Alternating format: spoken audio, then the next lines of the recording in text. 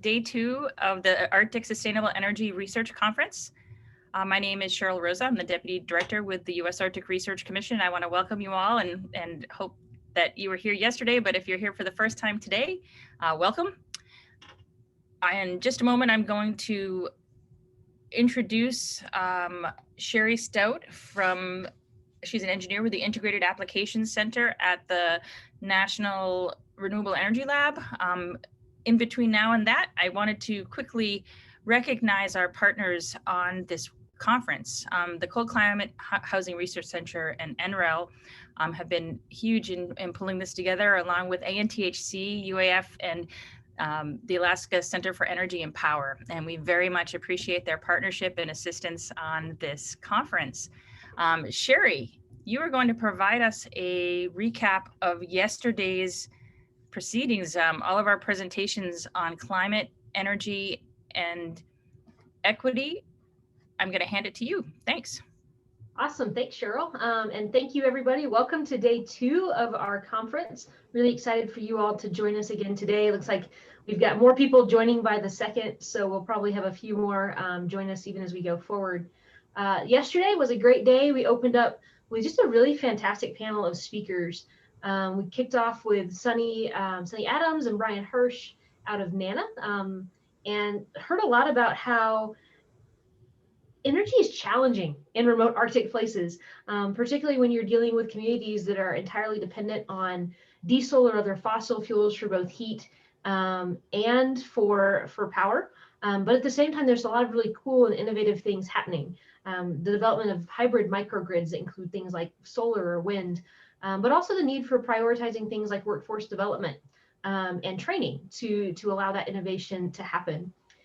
Chris Deschini, a former director of the Office of Indian Energy, and now leading the NITEC, which is a tribal consortia on clean energy and just energy development in Indian country, also talked to us all about the inequities that face Indian country and tribes in general, including our native communities in the Arctic, and that not having Indigenous people active in decision-making roles really exacerbates that particular challenge, that we need more people from Indigenous communities joining those decision-making bodies, and making sure that we're using energy in such a way that it enhances Native communities and really particularly communities being threatened by climate change right now.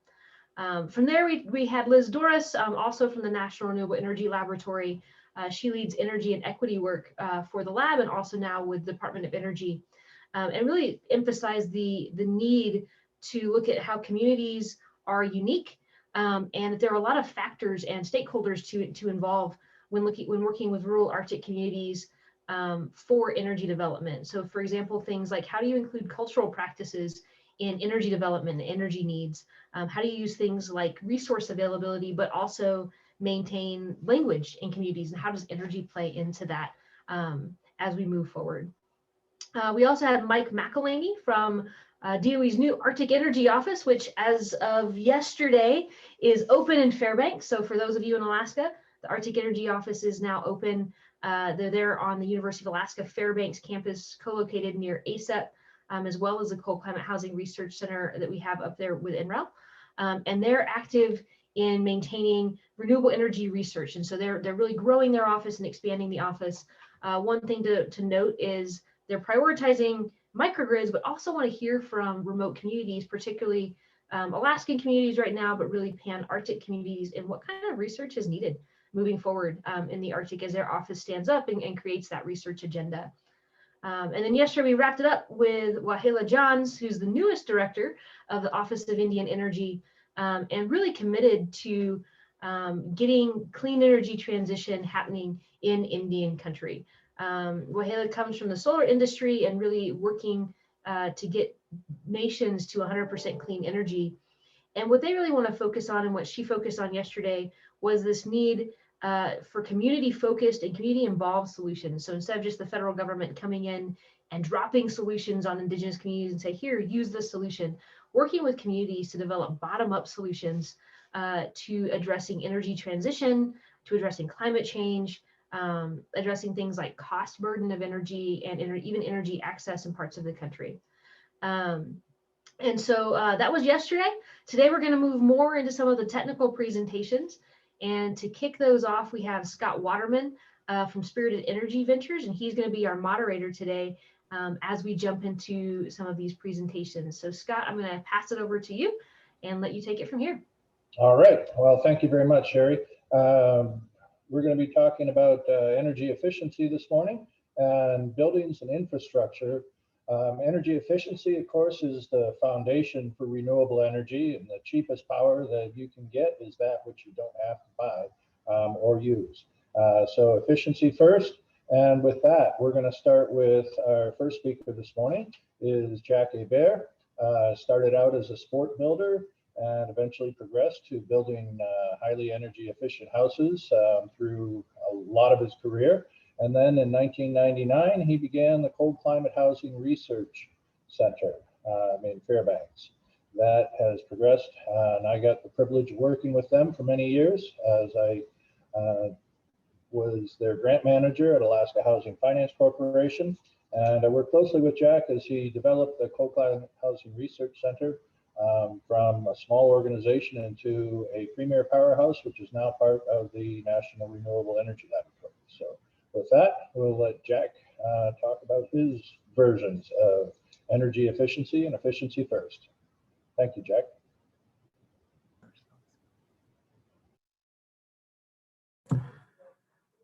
Jack, we're having a little trouble hearing you.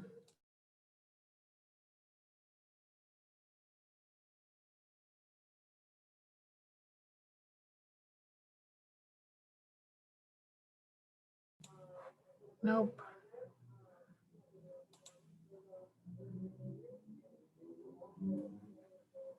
How about now?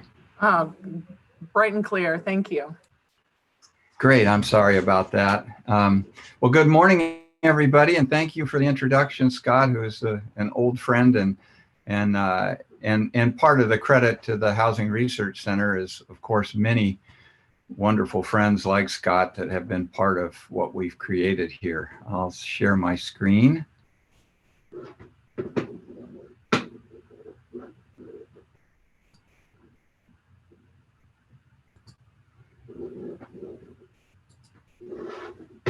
And you can see that. I will start.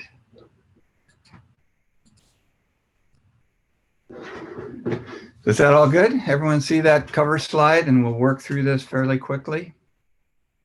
Can you see that? It looks Great. Like we're looking at your presenter mode, Jack, which is not a big deal. But if you try resharing, I would select a different. Are you working off of two screens? I am. Yeah, I would try selecting your other one. Displays. Whoops. I think that works. How's that? Perfect. Great. Well, in any case, I think many of you are familiar with us. This is our LEED Platinum building in Fairbanks. It has been quite a journey. That mission is who we are and who we will always be. This is a wonderful new chapter in our organization. Our work still is focused on these three pieces, as well as a much broader potential for fulfilling our mission and doing the things that are important to all of you and the people of the North. One of the biggest and most important pieces of what we do is demonstration and deployment. So we take our research and the work that we do in the lab and with the people of both rural and urban Alaska and the far north, and we apply that in demonstration projects that show what is possible, not just what we can talk about. Now, with this partnership with NREL, we bring on the strength of the National Lab to help us do the things that are so challenging and that we all face here. And it is nothing but a positive relationship, and we are who we were, and now we are much more as being part of this family. But really the basis of our respect and the things we do is is related to indigenous wisdom and the need for our the basic foundations of life to be respected and to be enhanced by the work that we do. And that's really water, food, and shelter. Energy is wrapped around all of this, of course, but so are the people. And maybe the people ahead of anything else. And that is the values that the indigenous populations here bring to the table on the sustainability of our future. The idea that community, family, and self are the priorities, not me, but us. And that's something we all need to learn, and we can learn from the first people. So we take that in our work, we take that indigenous wisdom, the voice of the elders and the ancestors, the voice of the present indigenous people, and also the indigenous voice that all of us have in us as people who not so long ago, in some cases just a generation or two, had that indigenous wisdom in the way that we lived. But the reminders are really the elders, and what a precious resource they are to all of us.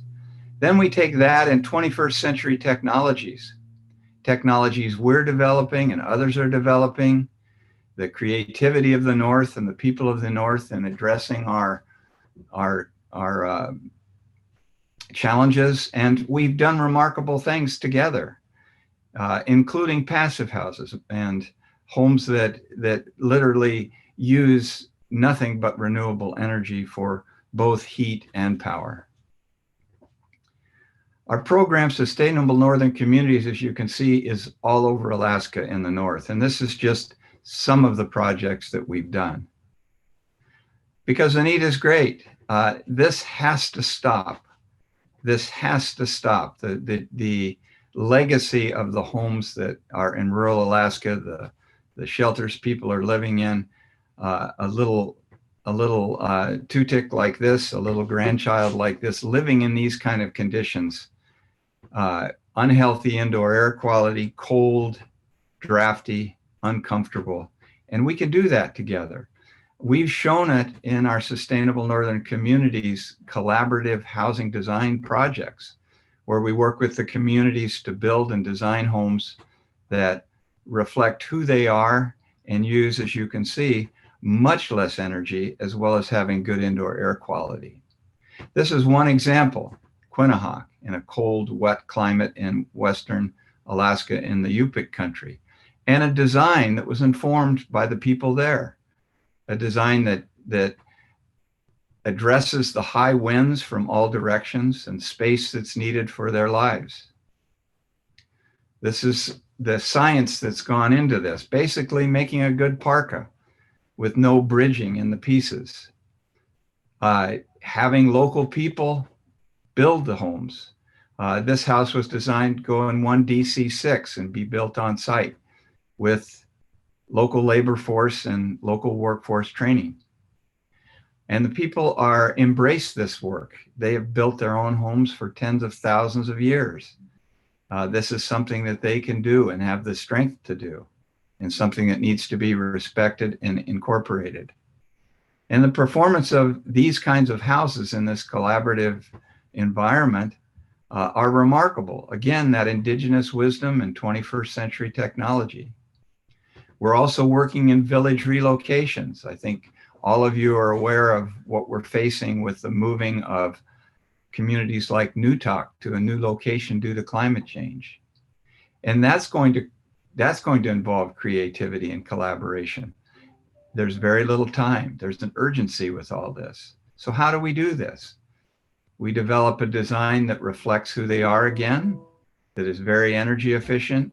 And in this case, for the moving of a village, really even thinking about how a building can be relocated, built somewhere else and brought into place, or built on site and be able to move as the village develops. Incorporating water and sanitation are extremely important. And in the case of Nuktak and the village relocations, and villages that we have in rural Alaska that are underserved, we have to find ways to address human health and sanitation, as well as ventilation. We worked on a design of a ventilation system that we call Breathe, that utilizes a plate heat exchanging piece that introduces warm air into the airstream of the heat recovery ventilator. So not only do you have a warm home, but the air that's heating that home is also healthy. It's a big task. Newtok Muktavik are making great progress in developing this new village. But it's not really the only one. And the footprint and what we leave on the land, which is really the home, not the building, is a focus that we can never forget on our journey together in that direction. The only way we're going to accomplish what we need to accomplish is through the holistic approach, meaning everything, beginning with the human pieces and ending with whatever is built and developed, is related to each other: water, food, and shelter as part of the built environment, as part of the human environment toward a healthy future. And of course, these are just a few of the communities that are facing this. We can share what we learn here in Alaska with the rest of the world. We have the talent, we have the people. The disconnection from a symbiotic relationship with the land is very, very short. And those memories are very close to the surface. We can learn from our people, we can learn from each other, and we can make a better future for all of the North. Thanks. Excellent. Thank you. We will have a discussion period at the end, so we will be moving right along. Our next speaker is Mr. Jim Fowler. He's a mechanical engineer and a commercial energy auditor. He's done quite a few audits. I don't know how many, probably in the hundreds of different audits for that was not my best show. For Alaska Housing Finance Corporation, for the Alaska Native Tribal Health Consortium, and the Alaska Energy Authority, and a number of others across the state. So without any further ado, Mr. Jim Fowler. Thank you, Scott. Can you hear me? Yes, go right ahead, Jim. Okay. Hear you loud and clear. Nice to see you, Scott. So I'm standing in for Dustin Madden. Dustin wasn't able to be here today, so I'm kind of using his slides and then filling in the blanks. If you want to go to the next one, Tim. The kind of the four characteristics that I feel represent rural communities in Alaska start with remote. We've got, as many of you know, almost 200 communities sprinkled around the state with no road or rail access. So you fly in or you boat in. They range in size from 20 people to more than 3,000 in the hubs like Utqiagvik, Nome, Dillingham. And this results in high fuel cost because of and high cost of construction materials, as Jack is well aware, due to the lack of availability and to the cost of transport. Couple that up with the cold climate that we have here. Cold is measured, the severity of cold is measured in heating degree days, the number of days times the number of degrees below 65. Utqiagvik is one of the coldest areas in North America. They have 18,000 heating degree days. A lot of people think Chicago is cold. There's only 5,800 heating degree days there. 2,200 in San Francisco, to give you an idea. And even Ketchikan down in the southern warm part of the state has 7,000. This drives energy costs, and I'll get to that in a minute. So the combination of remoteness and cold is very hard on infrastructure. Roads, water systems, buildings. The freeze-thaw cycle requires very specialized and expensive building techniques, some of which Jack has just demonstrated in the residential sector. I was in a village a year or two ago. Beautiful school, pretty new, high atrium, window wall up high in the atrium. The window was cracked. I asked why it was still not repaired, and the principal said, we have to get a crane in here to remove that window. It's just too expensive. So design errors like that, maintenance errors in a remote cold environment have a very high consequence. They're not sustainable. The third characteristic comes with scale, or the lack of scale. Small communities lack economies of scale. They typically lack the sufficient population to provide the human resources that are required for specialization. This probably is the most challenging of all the characteristics in our rural communities here. It's just the lack of enough people to provide the human capacity that is necessary. You have to be a generalist in these communities. Most of us couldn't do what a tribal administrator does, which is, for example, managing the water sewer system, providing building maintenance, public safety, power, utilities. And then on top of that, you have to be able to repair boilers and furnaces and snow machines and cars and trucks and boats. At the same time, they're trying to meet federal requirements that are developed for much larger communities, businesses, and organizations. So it's a difficult path to walk. The last characteristic is subsistence. Subsistence lifestyles are our primary way of life up here. When the berries are ripe, you need to be out there gathering. When the caribou are coming by, you need to be out there hunting. A fixed schedule just doesn't work.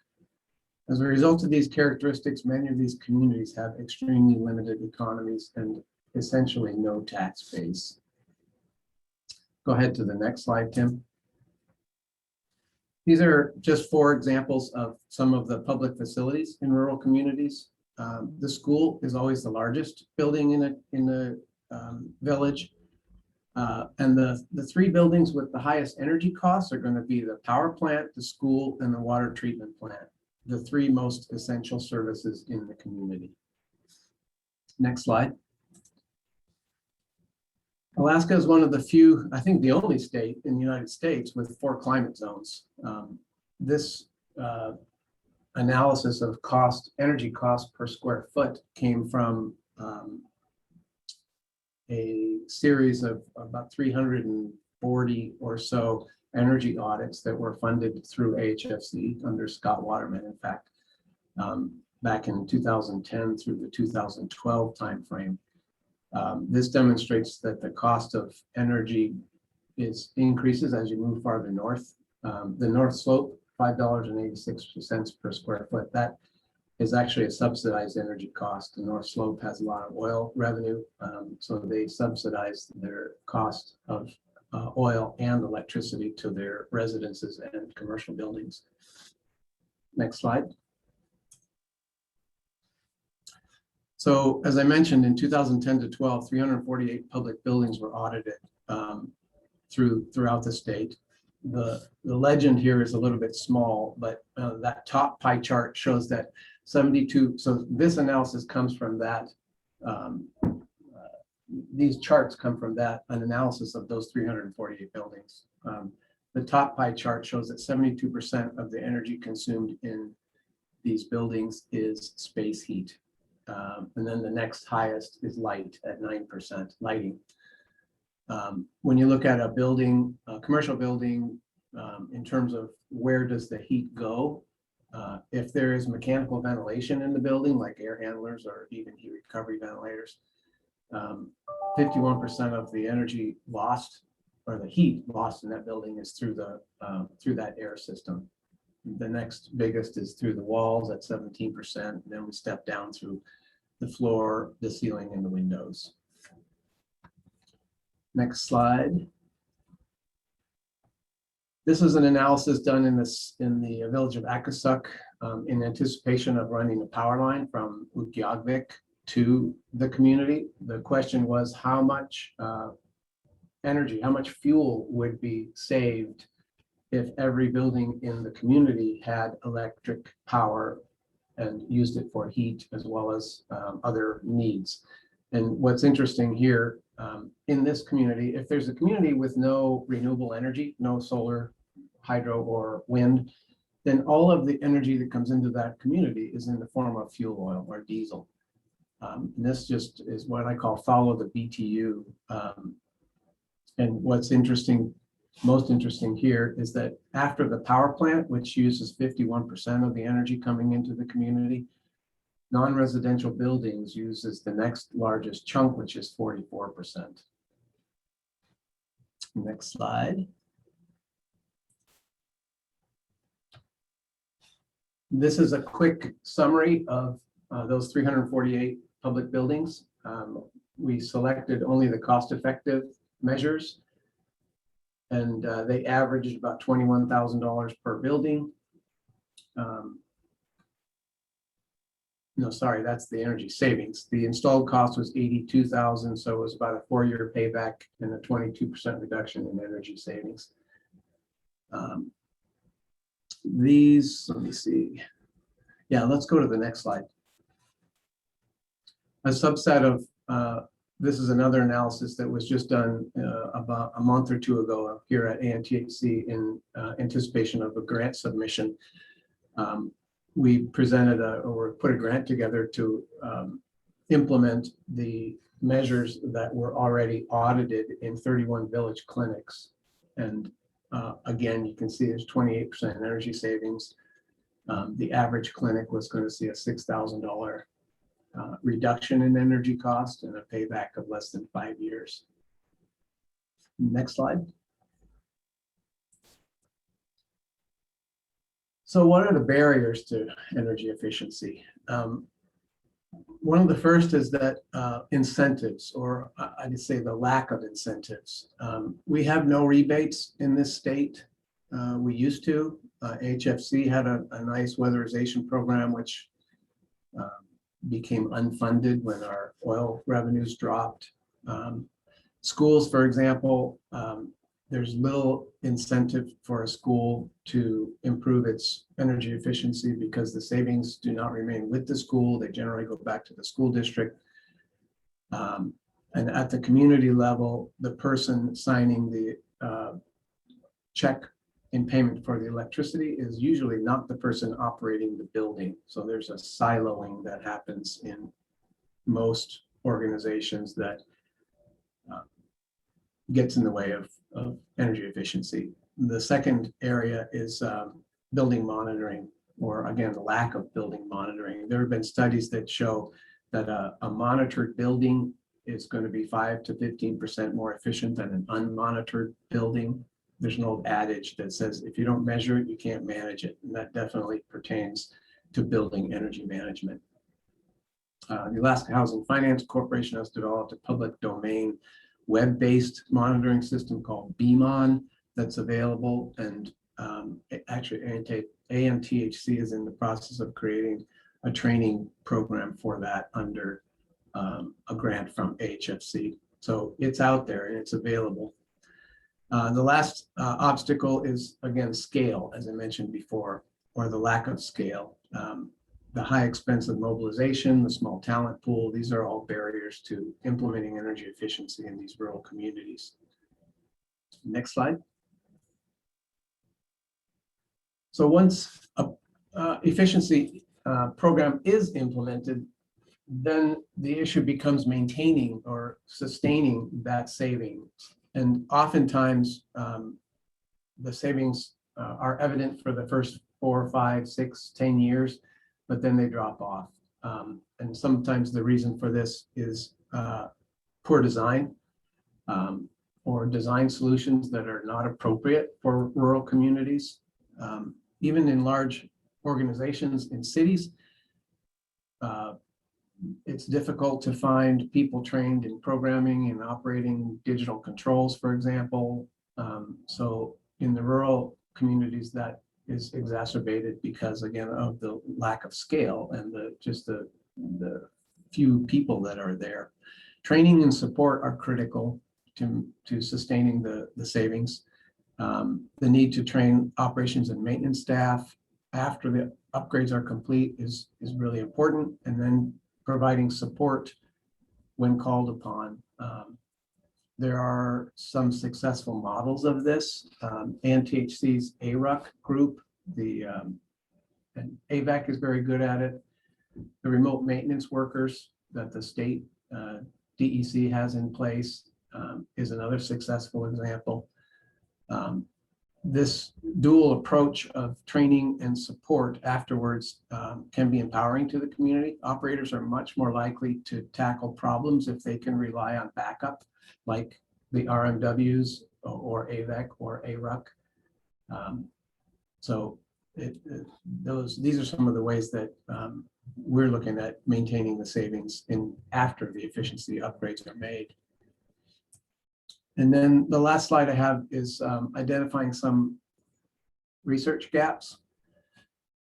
Some of the areas that we would like to have kind of some focus on is how long do the energy efficiency upgrades and the renewable energy projects that are implemented, how long do they last in remote cold climate communities? We have typical kind of lifetimes for equipment and systems, generally based on lower 48 numbers.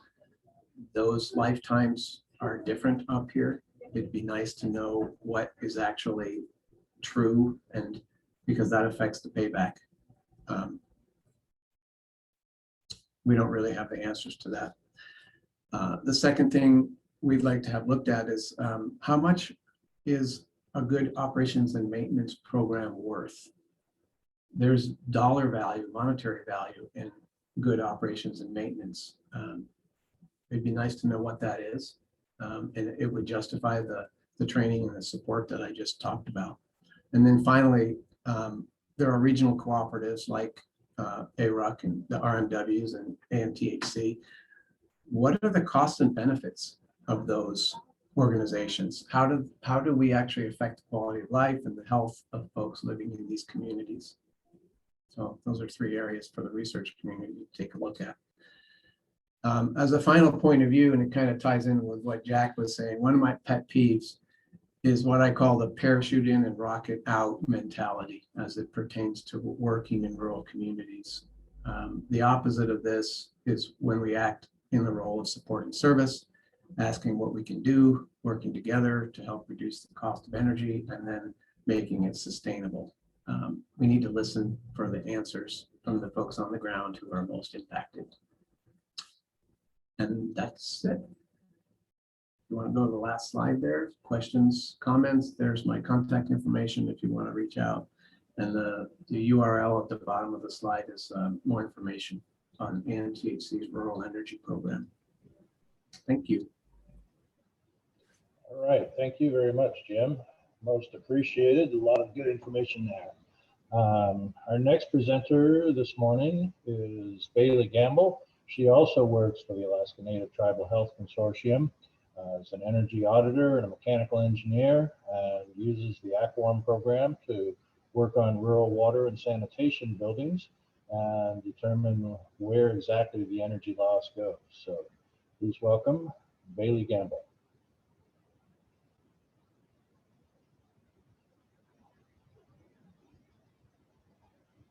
Unmuted. Can you hear me and see my presentation? All is well. Don't see your presentation yet. There it goes. Okay. See it? Looks good. Looks good. All right. Screen. Okay. Thank you. Hi, everybody. My name is Bailey Gamble. I'm a mechanical engineer with the energy program at ANTHC. Our program is part of a larger engineering division that focuses on construction and support of water and sanitation infrastructure in rural Alaska. And our program supports those systems by making it easier for communities to keep them going, by making them more affordable, by reducing the energy costs. So in this presentation, I'll just barely scratch the surface of how and why we do that.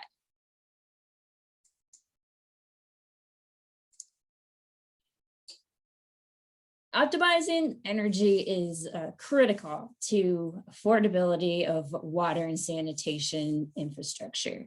This graph is a breakdown of the average operational costs for water and sanitation system in rural Alaska. Energy costs make up nearly 40% of operational costs, and the energy costs alone equate to 4 to 7% of the median income of rural Alaska. So without going into too much detail, regulatory costs, parts, labor costs, these have already been squeezed to the maximum. There's not a lot of wiggle room there. So if we want to talk about affordability and opportunity, that lies within that category of energy and reducing those energy costs. Why do water and sanitation systems, the associated facilities, make such good candidates for energy projects?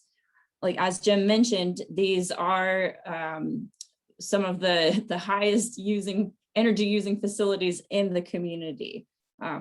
Why are they so hungry for energy? So this sketch here shows a typical piped water and sanitation system, like what you would see in YK Delta, Interior, Norton Sound, Northwest rural regions. What we've got going on is a lot of pumping and moving water. We're pumping water at a source over to a water treatment plant for treatment through filter chemical processes. We're moving it out to the water storage tank to be stored until needed. We're circulating it in distribution loops to be delivered to homes and community buildings.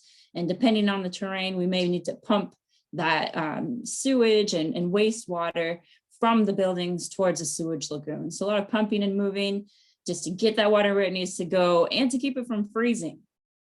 We also have to add a lot of heat in different locations throughout this journey to protect against freezing. Add heat to the raw water, add heat before sending to the storage tanks, add heat before sending out to distribution loops, add heat to that sewer main. We've got space heating loads. If there's a washateria, we have dryer loads, domestic hot water loads.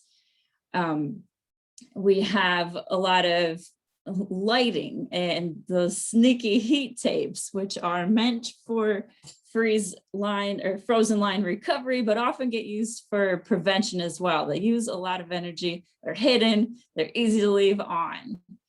Also, a lot of these systems have been out there for a long time. They're getting old, they have aging components, and just swapping out old components for new, more energy efficient versions offers opportunity for savings.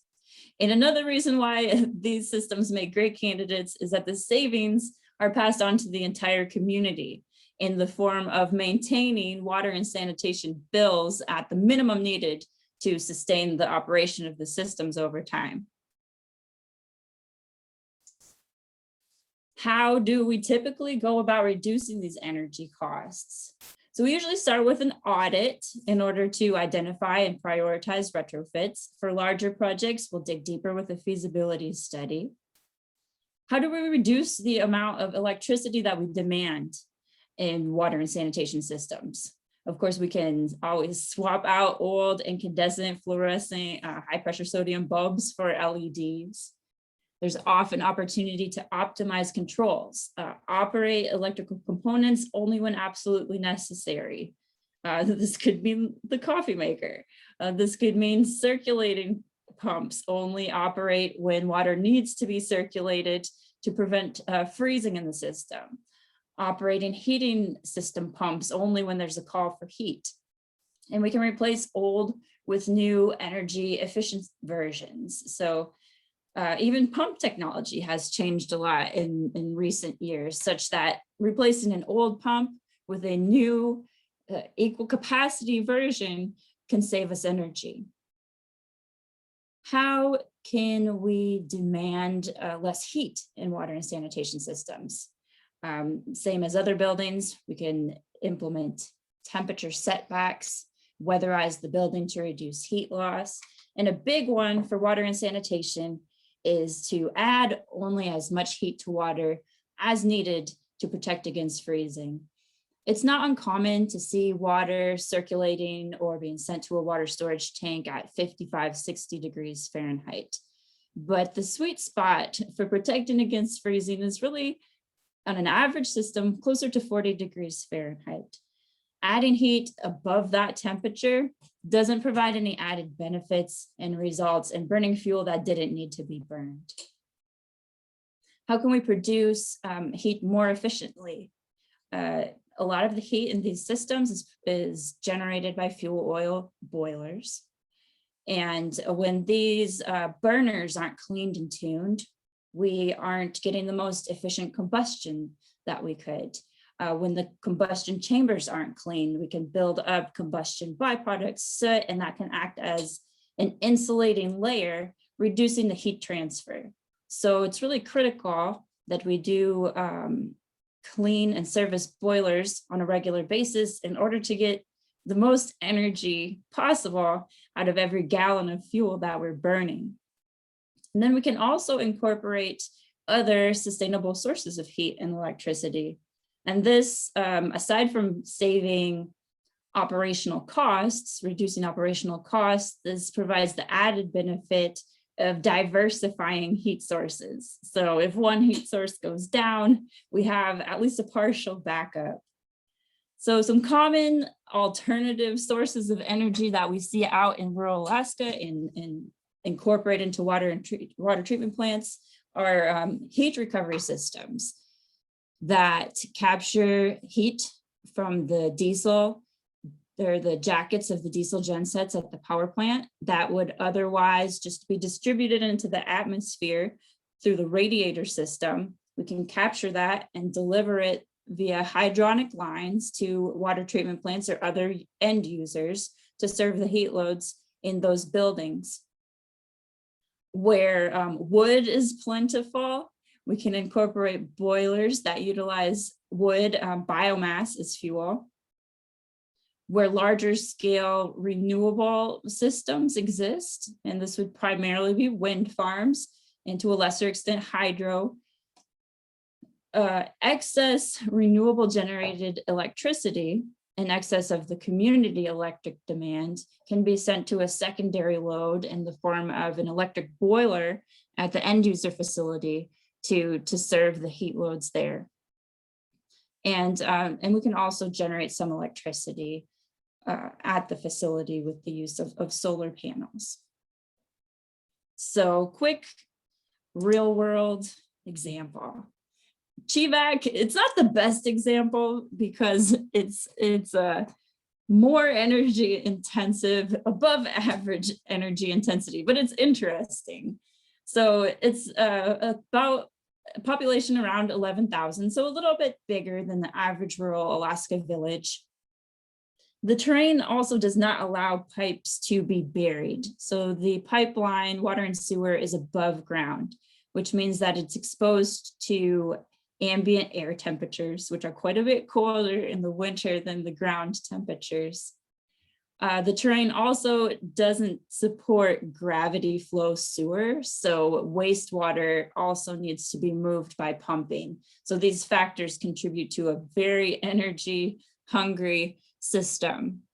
ANTHC Energy audited the system in 2012 and 2013 in order to identify and prioritize retrofits. And this list shows an example of the types of retrofits that were implemented in CHEVAC. Smaller retrofits, these low-hanging fruits include reducing circulation of water in the distribution loops to 9 months per year. So only running those circulation pumps during the seasons that are cold and there is risk for freeze up, and then just turning them off in the summer. Reduce the raw water heating, which is probably just turning down that set point temperature on your heat add systems and only adding as much heat as needed to prevent freezing, no more. Automate heat tape operation. So that heat tape is used as designed for freeze recovery only, or only when certain extreme temperature conditions are met. So you don't run the risk of using it when it's not necessary and accidentally for leaving it on, which is easy to do because they're hating. We replaced 38 old bulbs with LEDs and recommissioned controls in the vacuum plant. So these smaller retrofits, I would put a ballpark cost to all of them combined of $30,000 to $35,000. savings per year estimated at around 18,000. So we're looking at simple payback in the range of 1 to 3 years. So really good. We also realized a number of larger projects in GVAC, which include installation of new, more reliable and energy efficient vacuum pumps, replaced oversized boilers with new boilers better sized for the actual heat load in the facility. We installed a wind to heat boiler as a secondary load for the wind farm to serve the heat load in the water treatment plant. And just recently in this past year have been finishing up installation of a heat recovery system that captures that heat from the power plant and delivers it to meet the heat load at the water plant and the vacuum plant. So ballpark total cost for all of these larger retrofit projects would be somewhere around 1.4 million. Savings here estimated around 77,000 per year. And that would give a simple payback around 17 to 18 years. So longer than the lower hanging fruits, but still worth doing. And something that I think is important here, that in this case, because of these combined efforts, the utility was actually able to reduce water and sewer bills by 27%. And that makes a big difference. So I want to finish up my presentation with some questions. Some of these questions, there are probably answers to them out there that I'm just unaware of. Some of these questions, we are actively in the process of trying to find the answers to, but I think all of them have some room for further exploration. So some are pretty straightforward. What are heat recovery ratios for common gen sets? Thanks to a very useful AEA study on marine manifolds, we have some good data for Detroit diesel Series 60 engines, which are very common in rural Alaska. How much of that heat is rejected by a particular model? How much of that heat is recoverable? How much of that heat can actually be used by the end users? It would be great to have more information for more common engine models and better heat load information for more end user facilities. It would be helpful to know more about the performance of existing systems. As Jim had mentioned, you can't manage what you're not monitoring, and historically energy systems that tie into water and treatment plants have been less thoroughly monitored than we would have liked them to be. This is something that we are at ANTHC working hard on moving forward, continuously expanding our remote monitoring network, and in the upcoming years with a targeted focus on better monitoring of heat recovery systems. For these next questions, I want to think about where we draw the boundary of our systems. A lot of times it makes sense to just focus in on a facility for energy efficiency. But sometimes we need to take a step back and take a systems approach. How are these utilities, power and water utilities, and the renewable systems that tie into them, how are they interacting, and how can we do a better job of optimizing how they interact? One question that we ran into multiple times, so have started to dig deeper into in partnership with ASERC, is when we incorporate larger scale renewables and energy storage into a power generation system, we offset a lot of diesel fuel at the power utility, and that is wonderful. But we also run generators at a lower capacity. In some cases, we can operate with the diesel gen sets completely off for large portions of the year, and that reduces how much recovered heat we can deliver to end users to serve the heat load there. And that makes a big difference in the bills for those end user buildings. So we want to get a better understanding of quantification of how much less heat should we expect on the end user side, and how do different types of renewable and battery sizing systems, how do they influence that available recoverable heat?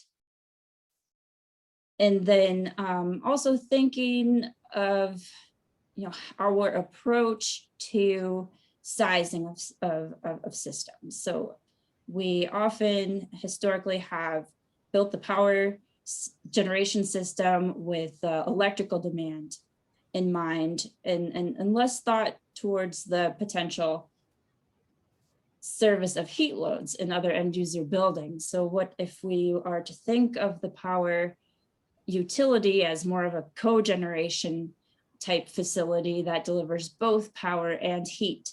How would that change the way that we think about sizing and controlling systems at the power utility? And I think that there are a lot of communities and organizations and private contractors who are doing some very interesting work in this area, like Chinook Wind Group, IES, Deerstone, folks in the NANA region, AVEC, but still a lot more exploration to be done in that area. And then I also have questions about parallel operating renewables on really small grids. We can put solar arrays on water treatment plants, but when and where does it make sense to generate power with renewables at the facility scale level when you're already on a very tiny microgrid? And what does that mean for the sustainability of the power utility? Another thing to think about is how we can do a better job of centering non-economic factors in determining which projects are fundable, or related to that, how can we do a better job of communicating, putting dollar values to things like the environmental and health benefits of renewable energy, dollar values to having resiliency and diversified heat sources in a system. And not enough time to talk about this in this presentation, but we're also doing exploration in how we can use renewable energy to maintain permafrost foundations. And I think there's a lot of opportunity for research and further exploration around that topic. And that's a lot of information. That's the end of my presentation. So thank you so much for listening, and I would look forward to questions. All right. Well, we'll get to questions after our last speaker. Thank you very much, Bailey. A lot of information in there, a lot of good stuff to think about. Our final speaker this morning for this session is Mr. Bill Livengood. He's a Group Manager of Commercial Buildings at the National Renewable Energy Laboratory in Golden, Colorado.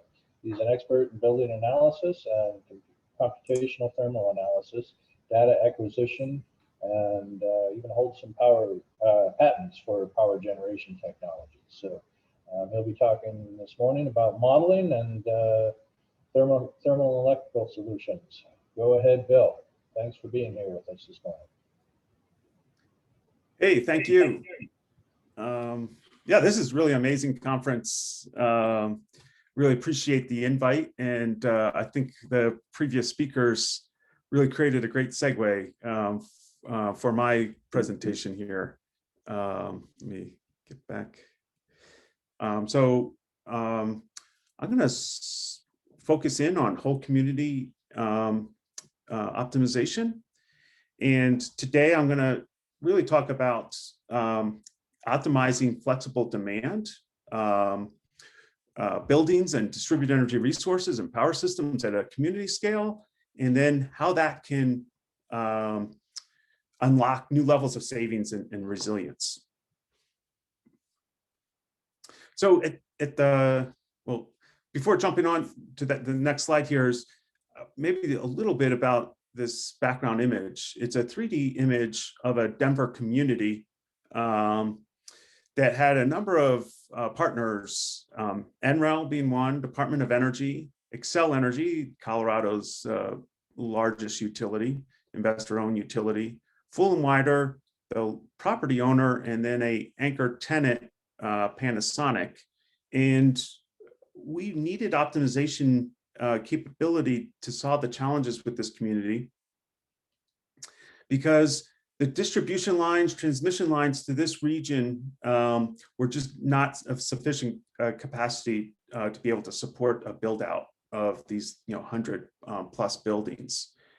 And so we could have went the traditional route by just upping the capacity, but instead we chose to go through a non-wires alternative approach, if you will, and look at a number of behind the meter type assets, both supply side and demand side solutions, but then optimizing those so that we could provide the most cost-effective pathway to providing the energy services that this future community will demand. And we're already underway with the construction of this community, and a lot of great insights from that optimization analysis. So at the heart of our optimization is providing very convenient tools. And so the Department of Energy has invested in open source, freely available analytics. UrbanOpt is one of those that I'm going to be primarily focusing on today, but there's other sister tools that work really well with UrbanOpt in conjunction to solving Arctic community challenges. One of those sister platforms is called REOPT, and fits really synergistically with the capabilities of UrbanOpt. Other tools are called OpenDSS, which focuses in on the power systems, if you will, of distributed energy systems. And all three of those tools together are really powerful and open up lots of opportunities for exploring most convenient and most cost-effective solution sets. As Sherry mentioned at the very beginning of this conversation, these energy challenges are really difficult, really complex. And so we need these tools to be really convenient to kind of weigh through and make way through that complexity, if you will, so that we can develop a clearer understanding of those most viable paths forward. Now, UrbanOpt, that title might or name might not suggest broad relevance to the Arctic communities, but it is indeed a very versatile tool, and the underlying technologies have been utilized for forward operating bases and those corresponding microgrids in very remote locations. So ignore the name for the moment, and it's very relevant to Arctic communities. So UrbanOpt can really be broken down into 4 key categories displayed in this slide. But really what I want you to come away with here is we're trying to provide the most convenient pathway for stakeholders to understand the design, the ramifications of their design decisions, their construction decisions. And the clearer and the more convenient that we can make that, then it's our belief that there are going to be better decision making and then have much better results because of that. Okay, another key aspect of UrbanOpt is it really relies heavily on public-private partnership. Something that I heard from Jack, not only today, but in previous talks, is the need to make sure that we leverage the insights of the Arctic stakeholders, including our elders. If you will, there's just such a tremendous knowledge base there. And we also need to allow for a customization of solutions based on Arctic community needs. And so the way that UrbanOpt is set up, it's absolutely catered towards that approach, if you will. So in other words, UrbanOpt is really focused in on trying to take care of the underlying physics-based modeling technical underpinning. But then through this software development kit, through convenient APIs, allows various stakeholders to build convenient tools customized to their own constituents that they're trying to serve, if you will. And so this framework is how we believe that we can achieve a greater scale, and not thinking that NREL can, or Department of Energy and our partners could do it all. In fact, we can go so much further if we are more clever about our partnerships and we focus in on what we do best, and then allowing others to benefit from that.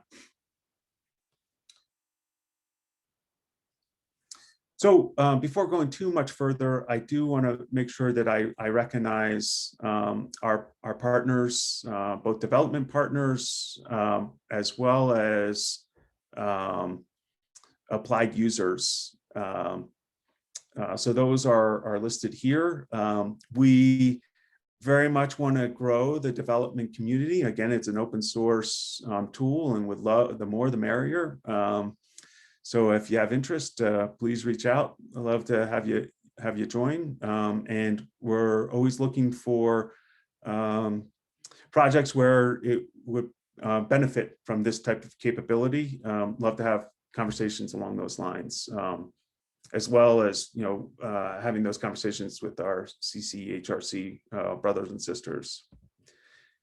Now, to make sure that UrbanOps is very relevant to market needs, we established a technical advisory group that's been very helpful in providing guidance as we continue to refine this capability in the past years and in future years. So we believe that this UrbanOps capability, or just the need to do whole community optimization, energy optimization, is really a pent-up need that has been underserved for way too long. And we concluded that after hosting, commissioning, if you will, what's called the Department of Energy Zero Energy District Accelerator, where we recruited 6 districts across the contiguous US. Many of those were disadvantaged communities. And we created a forum where they could share their experiences, their challenges, and together we combined heads to find out best ways to overcome them. And so that really helped shape how we developed UrbanOps. But then we even got to apply UrbanOps for these pilot communities, 6 communities, so that we could further refine and enhance that capability so that it would be more relevant to community needs.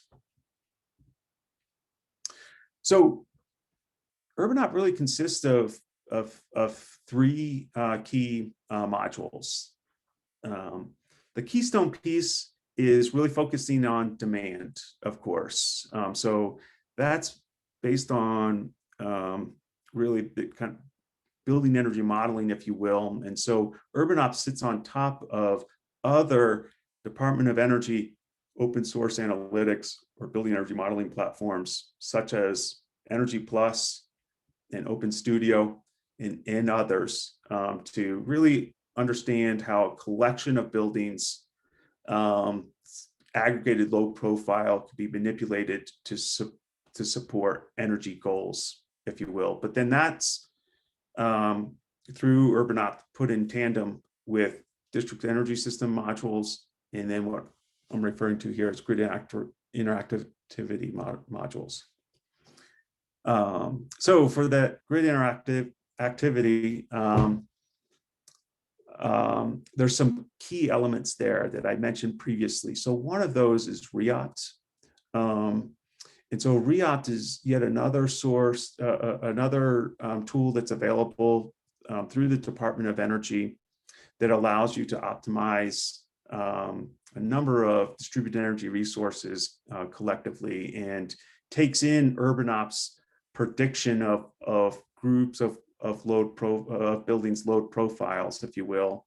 And that's also combined with EPRI's open source tool called OpenDSS that's readily used for distribution grid analysis.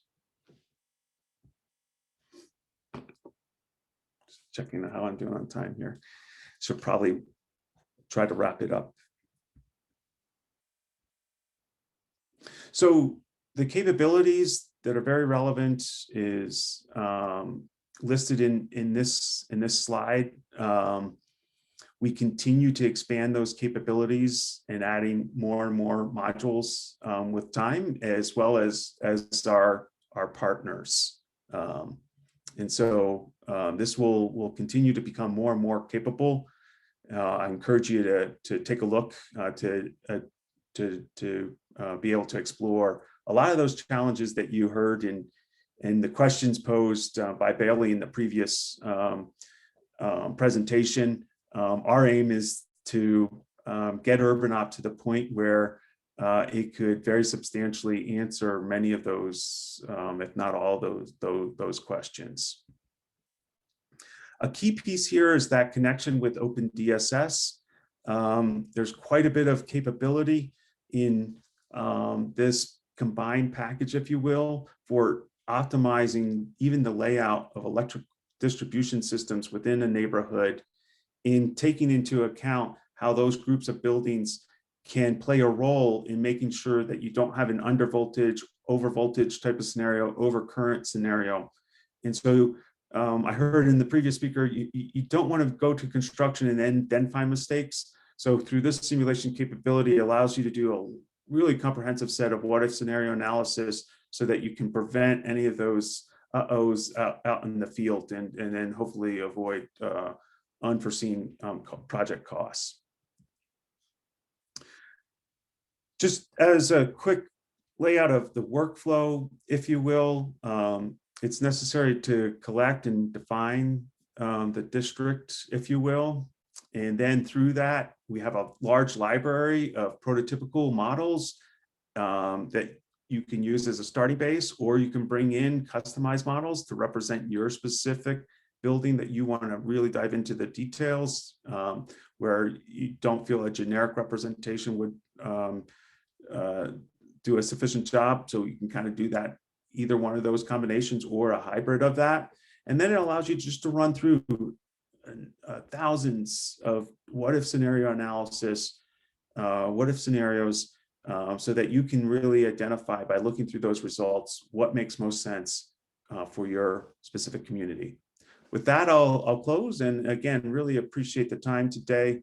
Look forward to the Q&A session, and I look forward to the future conversations in the upcoming session after break. I think they're very tied in to a lot of these capabilities as well. All right, well, thank you very much, Bill. That is extremely interesting to me. I've been very interested in looking at community energy use for a number of years. And my first question to you would be how best for a small art community to define and gather the data that they need to do a community energy use model even before they even got into just deciding what would be done. Yeah, I would say you want to choose carefully what fidelity you want to operate in, if you will, for the specific questions that are at hand. And then maybe even think about sequencing it so that you're building up greater and greater fidelity for answering maybe those questions that demand that. So in other words, the inputs that you need should be informed by what research question you're trying to address, and not to do overkill, because it just could become just a tremendous task in gathering up nitty-gritty details that may or may not matter in that scenario. So with that said, so maybe one example here is oftentimes prototypical buildings within our large libraries will do just fine for answering key questions, such that all you would really need to know is like general building type, building category, and some general information about the occupants' schedules and when they're coming and going could be sufficient to give you a lot of guidance on how you can optimize demand solutions in conjunction with renewable supply solutions. So hopefully I answered that question. It's Okay. it's kind of very more specific to the details of like the exact inputs, if you will. Yes. There's a follow-up question to that from Bill Stam, who's the CEO of the Alaska Village Electric Cooperative. Has NREL or anyone used Urban Ops to model an isolated Arctic community or microgrid? If so, is the model available for review, and how would we access it to use? So it hasn't been used for an Arctic remote community to my knowledge. However, the underlying technologies, because it's kind of it consists of building blocks of technologies, if you will, has been indeed used for remote forward operating bases, for example, for Department of Defense. And so I would encourage the individual that posed that question to reach out, and it would be great to connect and explore how UrbanOp could support them in conjunction with some of these other tools, REOPT and OpenDSS. And I think we'd love to pull in our CCHRC partners, because I think Mother Base and our Arctic office, if you will, could really, I think, address those needs. And I think that's a great partnering opportunity. So I'd love to hear more. And I think my email's in the last slide, so encourage you to reach out. All right. Well, Jack, Bill, and Steve Colt, and Michelle Wilbur, who are going to present in the next session, have all expressed interest in this. So maybe you all could talk to each other a little bit in not too distant future. Moving along, we have a question probably for Jim or Bailey. How much of lighting in rural Alaska is highly efficient, LED, occupant sensor controlled, etc.? Is there still an opportunity to present lighting, implement lighting projects with quick paybacks? Absolutely. I looked at that question from David. Hi, David. And I thought, well, I don't have a specific definitive answer as to what percentage of lighting has been upgraded to LEDs in non-residential buildings, but my gut says 50%, maybe. You know, half the buildings, commercial buildings or non-residential buildings in the state have not been upgraded. So there's a huge opportunity there. Okay. Next question comes from James Hemseth. So I truly don't understand the barriers establishing appropriate building codes to define the capital cost, even if operating costs are not monitored. PCE is part of the equation and needs to be brought into the conversation. By the way, PCE is not sustainable as budgets continue to be cut, oil revenues continue to go down. PCE will start experiencing reductions. Also, health costs.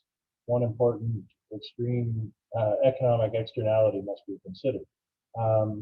So the barriers to establishing building codes. Anybody want to tackle that one?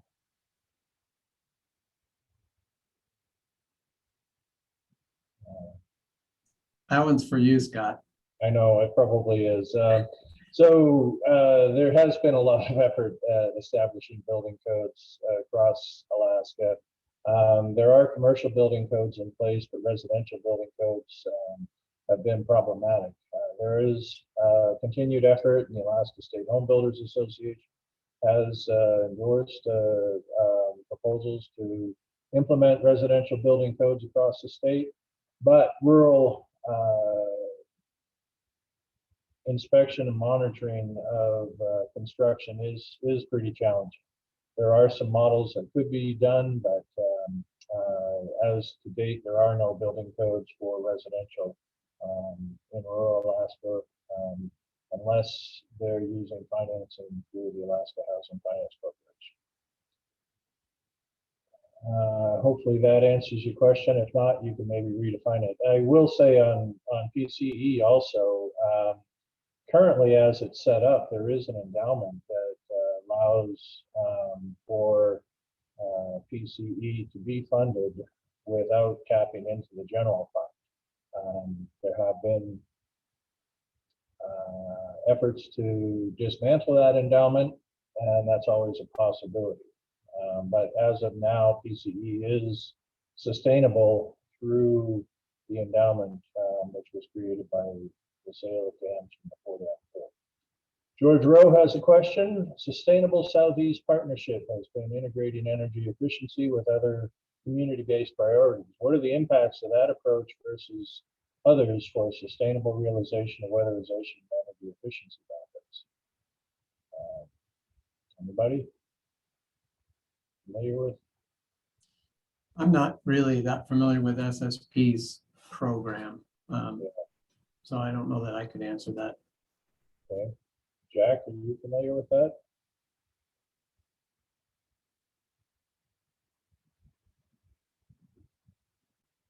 You're muted. Can you unmute yourself? There you go. And you're Jack, still... Jack, I think your computer audio is the best way to go. Yeah.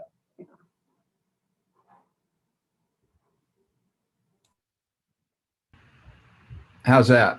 That works just fine.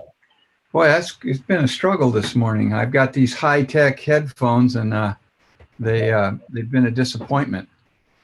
Well, I think to George's question, I think that anytime we look at energy efficiency and production of energy and the incorporation of efficient heating appliances like air source heat pumps on that project we're doing in Southeast is a very positive direction, because it is not just looking at an individual or one problem. It's dealing with several, everything from indoor air quality to production from renewables to the incorporation of high efficiency appliances that we're now finding, like air source heat pumps, are really viable in our climates. So it's a great project. All right. And Ingmar Mathiasen has a question. Can rural utilities ever be self-sustaining, or are they always going to need grants to function? Bailey, you want to tackle that one? Well, I think that ties back into the point that Jim made in his presentation, and just without economies of scale, with a water system serving 45 to a couple hundred homes, I don't think that it is realistic to believe that we could build that without federal funding support and have it be, like a sustainable business model. They can sustain operations over time without additional support, but the initial construction cost at these small scales is going to require federal grant funding support. Okay, Jim, you have anything you want to add to that? That's exactly what I was going to say. On the capital expense side, it's not sustainable without outside support. The state has a program called Best Practice Scores, and the utilities are required to be net positive cash flow. So they are sustainable, which is very expensive for the residents. They are sustainable, as Bailey said, on a day-to-day operational basis, but not for system replacements or new system developments. Okay. Anybody else want to comment on that one? just something briefly to think about. In the lower 48, these systems and projects have been typically federally funded in their initial stages in the development of infrastructure through the New Deal and other large capital investments and efforts. The problem is in rural Alaska is that that everyone complains that it costs too much, and there is a hesitancy to continue to invest in systems that that are necessary to the needs of the people. The other thing I think we need to think about, and of course the people in rural Alaska, this is their choices, but you know what the needs are. What can we expect to work in a rural setting? To develop these new full infrastructure systems in a full village relocation is tremendously expensive. Can we look at other technologies that are developing for potable and clean water and human waste in a way that will become more sustainable? So that will involve some creativity. Kind of on a related subject from Steve Colt, Bailey, I think you mentioned this, but what percentage of energy savings can you get from cost-effective measures, and what was your cutoff for cost-effective? So it varies quite a bit. I mean, typically based on the funding sources that we work with, we are looking for retrofits that have a simple payback of less than 10 years. And yeah, it really varies. And the further north we go, typically we see greater opportunities for reducing overall energy usage. So I'm not sure if this is exactly what the first part of that question was asking for, but what, like the percentage reduction potential by realizing energy efficiency retrofits. You know, sometimes when we are able to incorporate heat recovery, that can almost entirely eliminate the need of some facilities to burn fuel for heat at all. So, so you can make a major impact depending on the starting energy demands of your facility. You know, it may be a 10% reduction. It may be a 50% or greater reduction in energy consumption, depending on the nature of how the facility is being operated and how old the components are. So we've found a spectrum of opportunity in our experience with energy auditing and retrofitting water and sanitation systems. Okay, thank you. Back to Bill Livengood. Two questions on urban ops. How are tools like urban ops used for greenfield applications? And there's someone from Denmark, from the Technical University of Denmark, working in the Faroe Islands and Greenland, would like to know if urban ops will be available for use outside the U.S.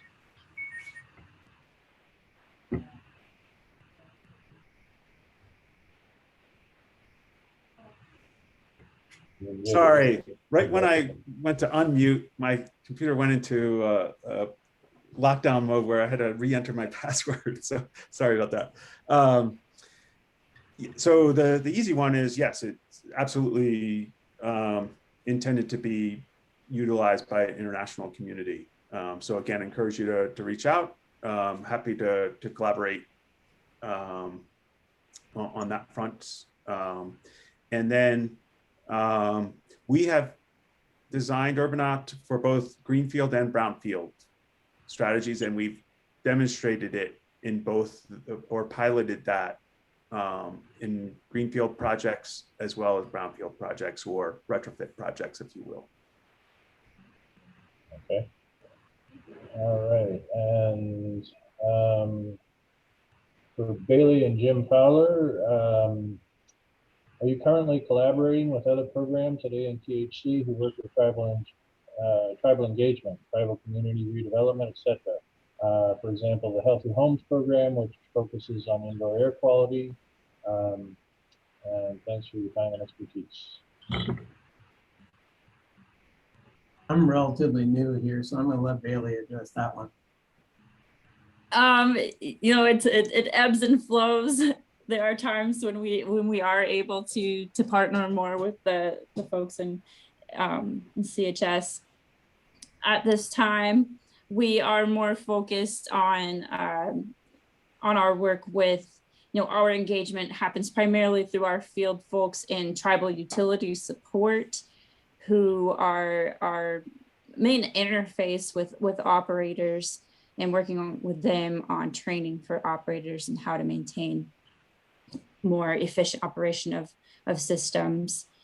And we also work with our design folks, kind of related to the question on building standards, to develop our own internal standards for energy efficiency and the systems that we want to see in any major new constructions. So at this time, less collaboration between our the CHS group, but still a lot of collaboration with other programs. And then I think this will be our final question. Can you speak to added benefits to the community regarding health, livability, and how to quantify those to have a better economic understanding? You looking at positive externalities of system benefits. Anybody? Sounds like a Jack question to me. Yeah, I'm just trying to get my hands around it. Again, with this holistic approach in our world, and I think that this involves all the built environment from these speakers, everything from modeling that incorporates the various elements to boots on the ground working with the community. We need to maximize whatever we can to the benefit of that community by the activity. In housing, it means that, of course, workforce development and a local economy being developed that way. In the material side of housing, it's looking for what resources are available regionally that can be used. In the water and wastewater side, it's the true value of those resources long-term for a community that ties into subsistence and healthy food sources to human waste and indoor air quality. All those things can be incorporated in symbiotic systems that we can develop to be more independent, to be able to stand on our own. And the potential in rural Alaska with these isolated communities to develop together with the people of those communities approaches that will provide a sustainable future for them and for the rest of us is a wonderful opportunity. Okay, thank you. And with that, I think our time is rapidly approaching. Actually, it's up, but I would like to give a big thanks to Jack and Bill and Bailey and Jim for presenting this morning. Final thoughts from any of the panelists. Bailey, you want to go first? Do you have any final thoughts on the discussion? Oh, not much more to add. Just happy to be here. Okay, very good. Jim? I would just follow what Jack just said with Bailey's question. How do we incorporate into the funding, competitive funding environment, the non-financial benefits to these communities? I mean, it was one of her questions, and I think it's a really important question. You know, we can't always monetize improvements. That's a really, really good point. Bill?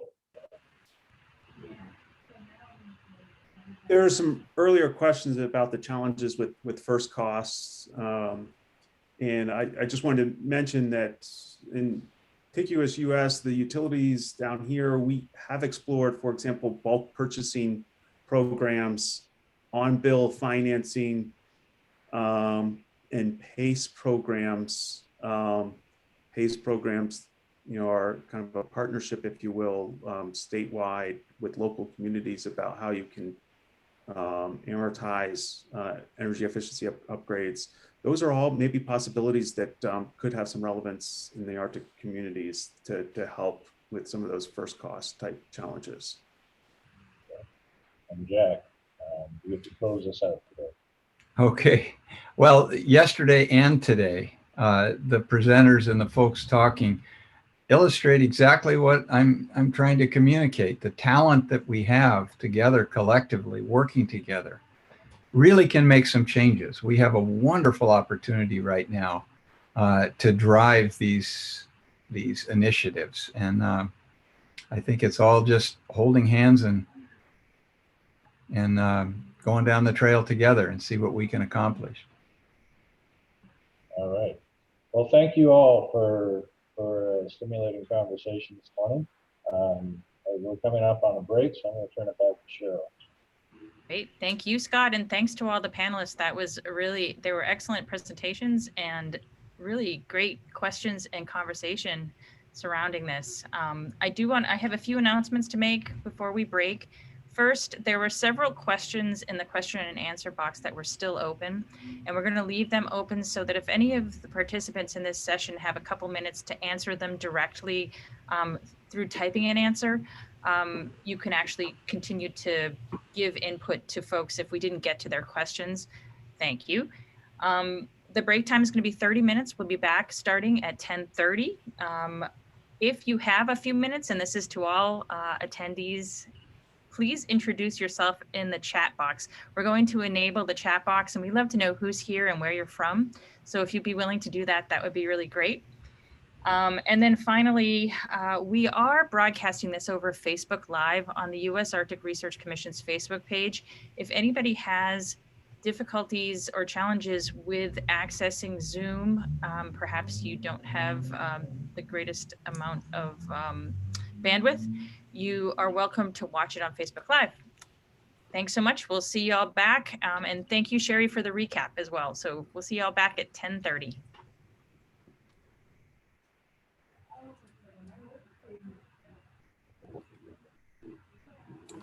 So just a reminder, panelists, go ahead and click on that Q&A box. There's some good questions in there for some of you specifically. So if you have a quick moment to type an answer out, that would be great.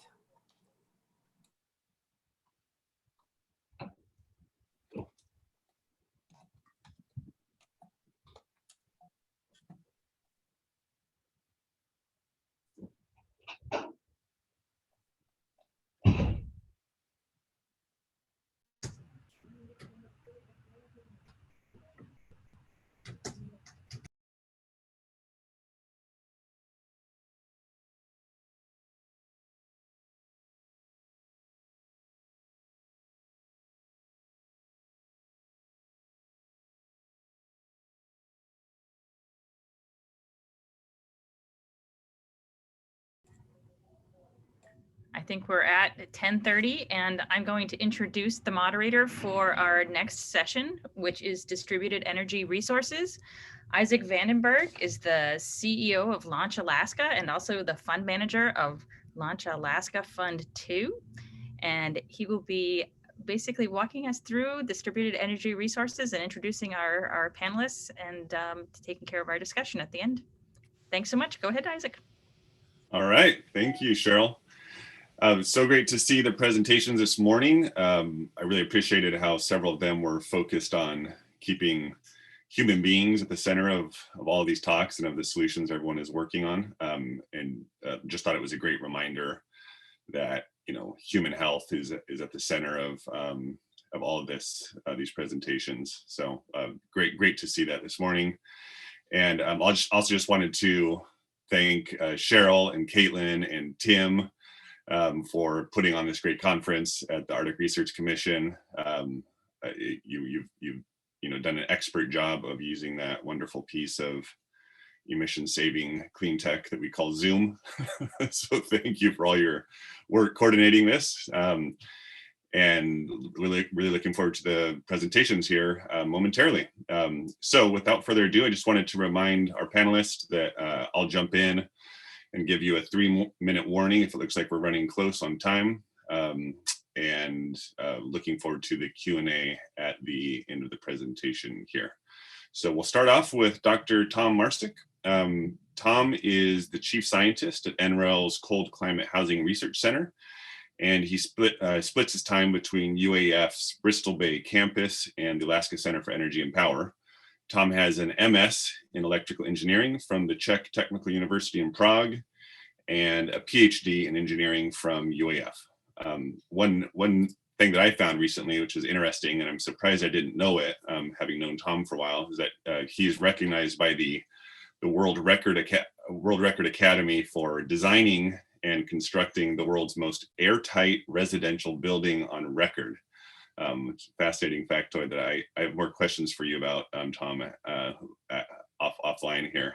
So anyhow, over to you, Tom, and looking forward to your presentation. Well, thank you, Isaac, for the introduction, and thank you very much to all the organizers of this conference, and thank you to all participants for the opportunity to chat with you about air source heat pumps in cold climates. And I want to give credit to Vanessa Stevens and Robin Garber-Slad, who are co-authors of this presentation and who have been wonderful to work with. So most of you are probably familiar with how an air source heat pump works. It takes the heat from the outside air and steps it up using a refrigeration cycle, and then it delivers the heat into the building. What are the advantages of heat pumps? They have relatively low maintenance. They have no combustion on site. They are partially renewable. It's because the heat is in the outside air thanks to things like the sun. They can be fully renewable if the electricity for the heat pump is also supplied from renewable sources. And they have the potential to lower energy use and energy costs because their efficiencies are greater than 100%. And that's why we don't really call it an efficiency, we call it the coefficient of performance. So if the coefficient of performance is, for example, 3, which some people would say the efficiency is 300%, it means that for every unit of energy that we deliver to the heat pump in the form of electricity, we get 3 units worth of energy in the form of heat into the building. And again, it's because we are moving the heat from the outside air as opposed to just completely creating that. Of course, there is a fundamental challenge with using air source heat pumps in cold climates, and it is that the colder it gets, the more difficult it is to extract the heat from the outside air, and the lower the capacity of the heat pump, while the building envelope is doing the opposite. The colder it gets, the bigger is the heat demand. So we end up with a heat deficit, and when it gets very cold, the heat pump might stop working altogether, which is when you need a heat source the most, it stops working on you. So we need a backup heat source in cold climates. Another important consideration is what is the source of electricity and its efficiency. If it's a hydroelectric plant in Southeast Alaska, it's one thing, but if it's a diesel generator in a remote community that also uses diesel for heating homes, then we really need to ask ourselves the questions, well, does it really make sense to burn diesel in the diesel generator to provide the electricity for the heat pump when we can just directly take the diesel and burn it in a heating system for the building? When you think of a diesel generator, an efficient one would be, say, 35% efficient. An efficient oil-fired heating system would be, say, 85% efficient. 85% divided by 35% is about 2.5. So we need a coefficient of performance of at least 2.5 in order to be saving diesel. So in order for it to make sense from the diesel saving perspective to use heat pumps in cold climates. Another consideration is, are we going to use air-to-air heat pumps or air-to-water heat pumps? If we are looking at air-to-air heat pumps, are we going to use ducted or ductless? And the ductless air-to-air heat pumps, which is what's here on the picture, are really the ones that have been getting the most attention in our cold climate. Another consideration is, of course, what is the outside air cutoff temperature for the heat pump if you want to use it in a cold climate. So I want to talk a little bit about a past research project that kind of helped set the stage for the discussion about air source heat pumps in Alaska. It was funded by the Emerging Energy Technology Fund, and the objectives, besides just looking at the current installations in Alaska and their performance, was also to study the potential of using air source heat pumps as an electrical demand management tool by replacing resistive heating systems. And this question originated in Wrangell, Alaska, where they were having to purchase an additional diesel generator. And they were wondering, well, can they avoid having to having to purchase an additional diesel generator by incentivizing air source heat pumps and hoping that they could lower the load on their system that way.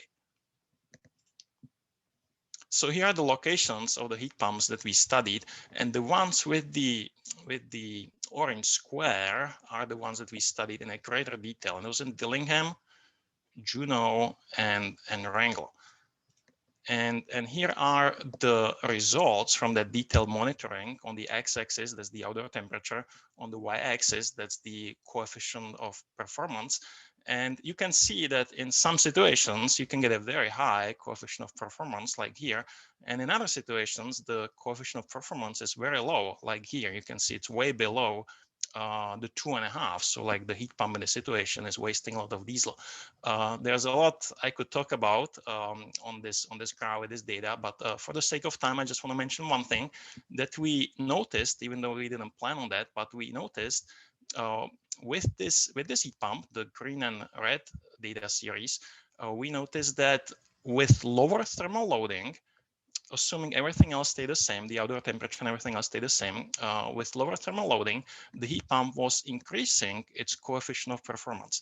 Now, with this heat pump, that's the blue and purple series, the opposite was happening. With lower thermal loading and the outdoor temperature and everything else staying the same, the heat pump was decreasing its coefficient of performance. So that really identified an important gap, a research gap. And we realized, well, we really need to have a future project that allows us to get a better understanding of how the heat pumps behave with respect to different levels of thermal loading, because it's going to then determine a lot of things, like how to size the heat pumps and how to operate the heat pumps. Now I'll get back to it later. So the general conclusions from the detailed monitoring were that manufacturer specifications do not always correctly reflect field performance, so there's a need for field studies.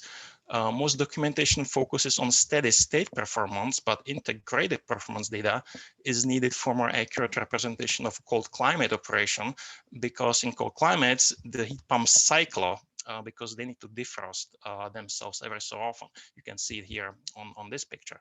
And also there are large variations in efficiency among individual models. With the heat pumps that we monitored with less detail, we only looked at the electricity consumption. We didn't monitor the output. The main findings were that limited data does not confirm that air source heat pumps will always reduce electrical energy use, even when replacing electric resistance heating. It is typically true that it does, but actually in one situation, we found out that when they installed a heat pump, their electric usage went up surprisingly. Also, air source heat pumps only have a small effect on peak power demand. Even though they reduce the average power, they don't reduce too much the peak power. That's partly because of the transient states of the heat pumps, where the instantaneous power can be quite high. And so demand side management programs should include measures other than just air source heat pumps.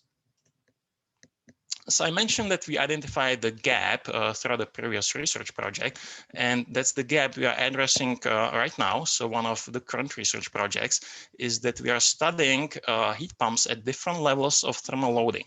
And we are doing it thanks to a new cold chamber that we have at the Cold Climate Housing Research Center, because that allows us to really study the heat pump at defined conditions and only one parameter, only vary one parameter at a time. So with that, we are addressing this significant data gap. Of course, an important research topic that's likely going to be important for a long time is pushing the boundaries of the performance of air source heat pumps. The Oak Ridge National Lab has developed a prototype of a high-performing cold climate heat pump and partnered with us to test the heat pump in a cold climate. So in this picture, you can see the prototype installed at the Cold Climate Housing Research Center, and we are evaluating its performance now. Another project is that we are helping implement a thermalize campaign in Juneau. It's the first thermalize campaign in Alaska, and it utilizes the economies of scale to, for one, install a large amount of air source heat pumps and also implement other energy efficiency measures. And this project has a research component, and it is that we are studying the energy savings and also the homeowner satisfaction. So these were just some examples of current research projects. There's more going on than what I have time for. But one thing that I like to emphasize when we talk about heat pumps is that we shouldn't forget about other things we can do to save energy, because of course the biggest savings can be achieved with a system approach. As an example, here's a building, a home that we built in Dillingham, Alaska, that combines an air source heat pump with a super efficient building envelope. It's the one that Isaac actually mentioned. It's the at that time it was the most airtight on record. It is super insulated also. It has 28 inches thick walls, and the heating bill for this home is about $200 annually, which is a fraction of what a typical home in Dillingham pays. And again, a key component in that was the super efficient building envelope. So the main conclusions about air source heat pumps: air source heat pumps can significantly reduce energy use and energy costs when used in appropriate situations and used in an appropriate way. Now, unfortunately, we do not have a full understanding of how to appropriately use air source heat pumps in cold climates. So more research is needed to gain better understanding of air source heat pump performance in cold climates to guide future deployment. Like I mentioned, one of the research gaps is needing to understand better how the heat pumps behave with respect to different levels of thermal loading. And of course, the biggest savings are achieved with a system approach. Lots of people and entities help with these projects, so big thank yous. We couldn't have done it without them. And here's my contact information and links to some useful resources. And thank you very much for your attention. Okay, wonderful. Thank you, Tom. And you even gave us a minute back. I was going to give you an extra minute, but you gave it back to us. So thank you and for that presentation. And I'm selfishly very interested in heat pumps. I know myself and several friends are looking for them for our homes. So very relevant and timely research. Okay, and I think folks that are running the Zoom, we may be having trouble letting folks post to Q&A. I think several folks are trying to post to the Q&A, so if you can do something on the back end, that would be great. Okay, we're going to turn it over next to Michelle Wilbur and Steve Colt. Michelle is a research engineer at ASERC and leads the Beneficial and Equitable Electrification Initiative. She has a BS in astronomy from Caltech and an MS in mechanical engineering from UAA. Michelle grew up in Alaska, and she is thrilled to be doing the work that she hopes will continue to make Alaska a great place for her and her family and all Alaskans. And then also co-presenting with Michelle Wilbur is Steve Colt, and Steve is a research professor at ASEP. Prior to joining ASEP, he worked for many years as an applied economist at the Institute of Social and Economic Research, ISER. And at the University of Alaska Anchorage, trying to better understand Alaska's energy systems, policies, and challenges. He's also worked briefly for public utility commissions in Maine and California, and he's particularly interested in the integration of energy efficient systems across buildings, heat, power, and transportation. Okay, so without further ado, I'm going to turn it over to you, Michelle. Thank you very much, Isaac. And thank you, Tom. It was great to follow that presentation, laying some of the basics for heat pumps. So I am privileged to be sitting on, living and working in Denina land here in Anchorage, Alaska, where I grew up. But I was also very privileged in 7th grade to live for a year in Cake, Alaska. So this is a rather recent picture of the downtown Cake, Old Town Cake, and that's a part of town I lived in. And so I've had a special place in my heart for cake for a long time. And when ASEP had an opportunity to work with Jody Mitchell and Inside Passage Electric Cooperative on looking at modeling some utility introductions of renewables into the grid and battery energy storage, I jumped at that chance to do a little modeling and then to accompany Jody to Cake, Alaska to talk to the folks there about a bunch of things. But that started an interaction that continued even after, so that was the last trip I took before COVID lockdown last year in March. And then we had an intern coming on. So we're actually presenting today on really in-depth work of a great intern we had, Shivani Mathur, who is a PhD student in economics, but has a background in electrical engineering.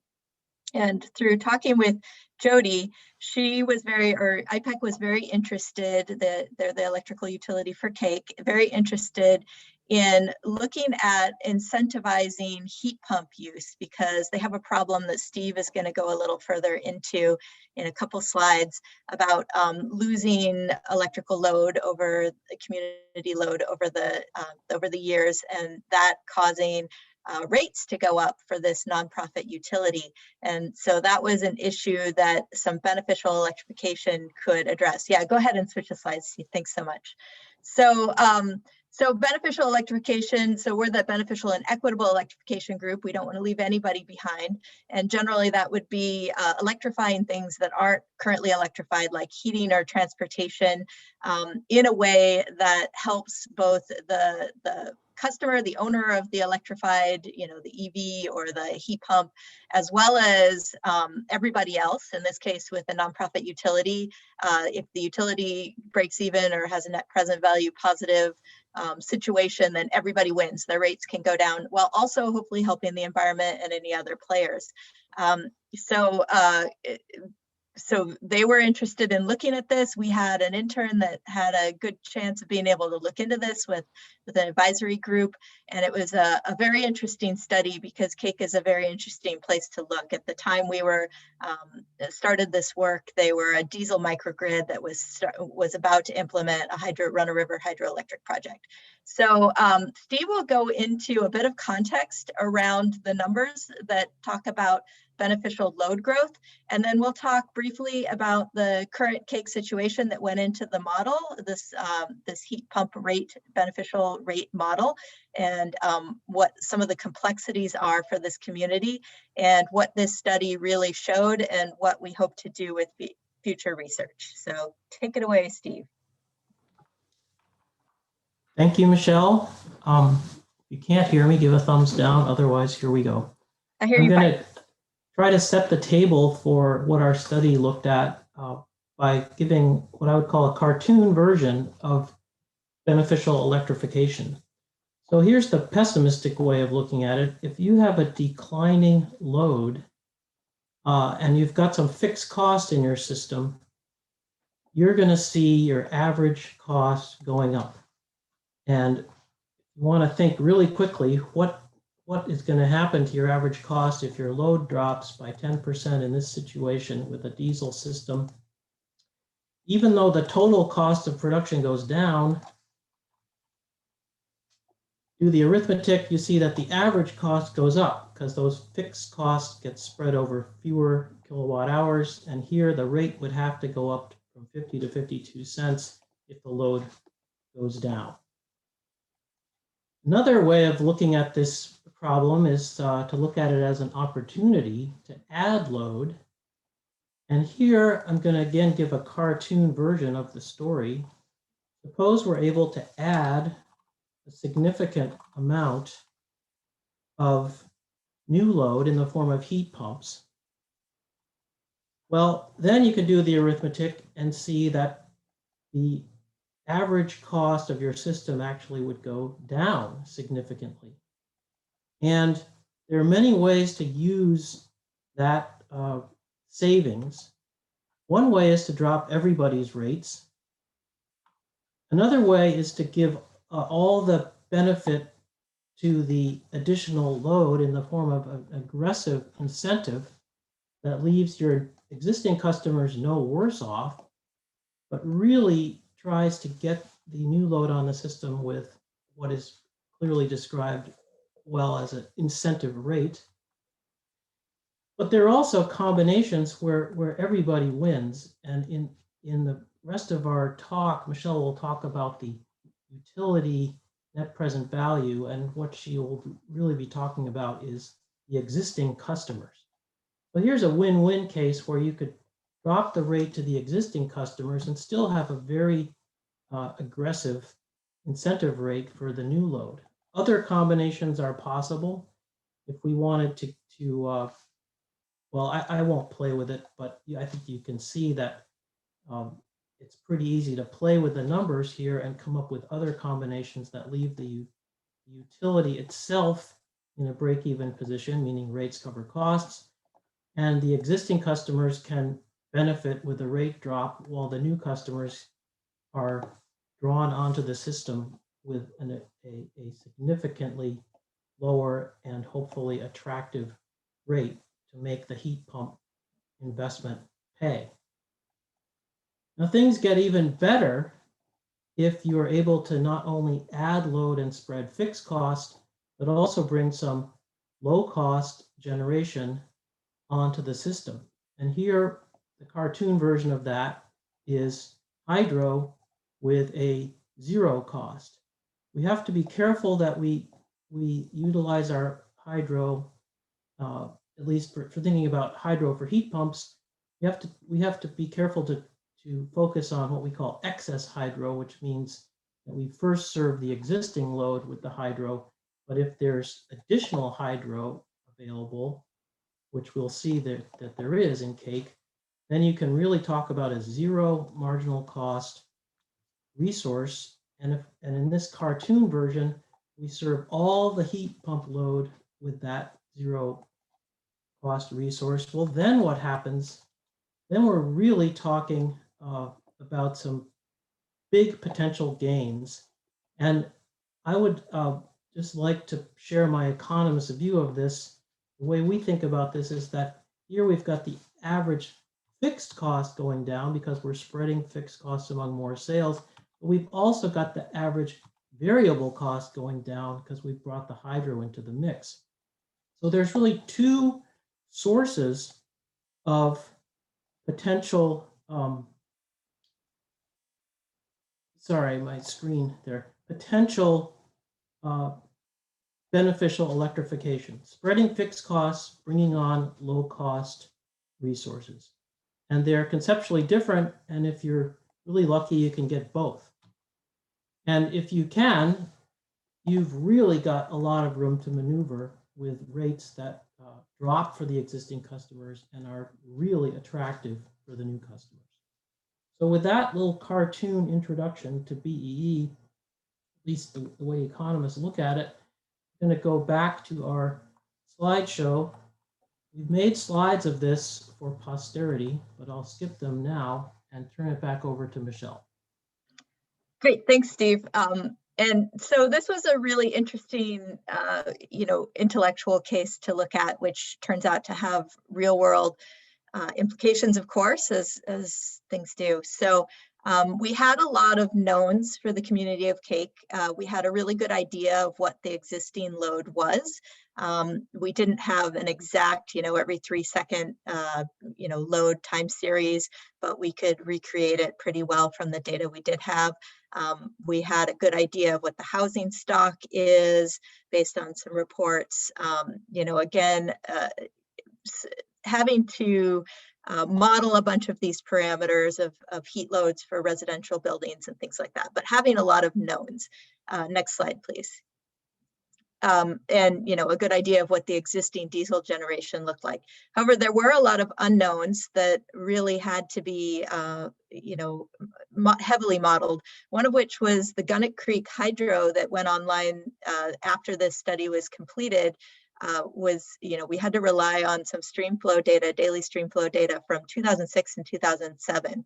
So there's a lot of unknowns about the actual production, but we did have some of that good data to be able to put that into our model to figure out when there would be excess hydro and when there excuse me, when there wouldn't be. So, this was non-impoundment, this is non-impoundment hydro, this is run of river. So it's a variable renewable resource where sometimes you have small amounts of power available and sometimes you have large amounts of power, more than the community needs. And so that's that excess hydro that Steve was talking about with the zero marginal cost. So next slide.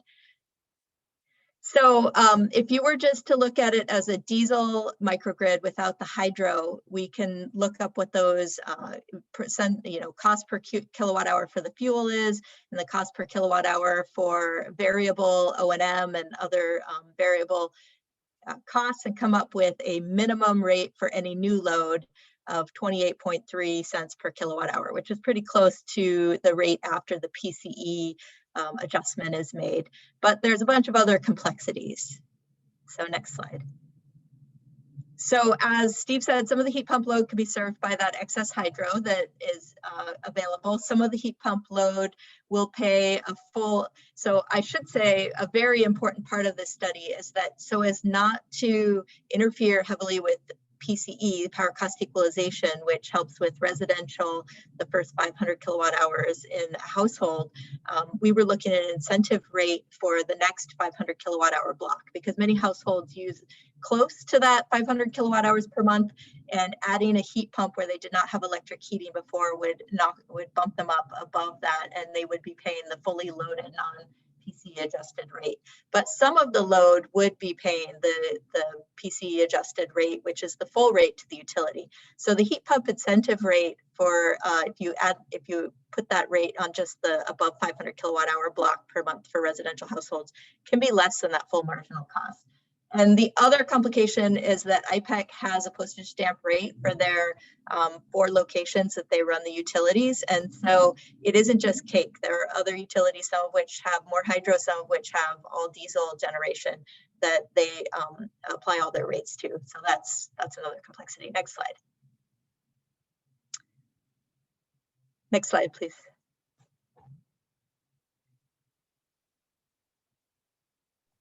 All right. Well, I'm trying, Michelle. I understand. Okay. There we go. Okay. Did you just? One? I think you just skipped one. Okay, so there we go. Briefly, this is that same slide that Tom put up, that there are some additional considerations that we need to make sure that the heat pumps installed in the community do not exceed the existing generation resources. And if all the households did install heat pumps, it would exceed their existing generation, and they would have to plan for expensive new generation sources. So they're having to carefully craft this program so that they don't do that. And one of those complexities is the thing Tom put up about a defrost rate on heat pumps bumping up their average use quite high. And so that's something to keep in mind, and opportunity for further research. Okay, now next slide. So I won't go into all the details of this study. It is online at our website. If you were to search ASEP, Alaska, and BEE, you would come up with our webpage where this report is in its entirety posted.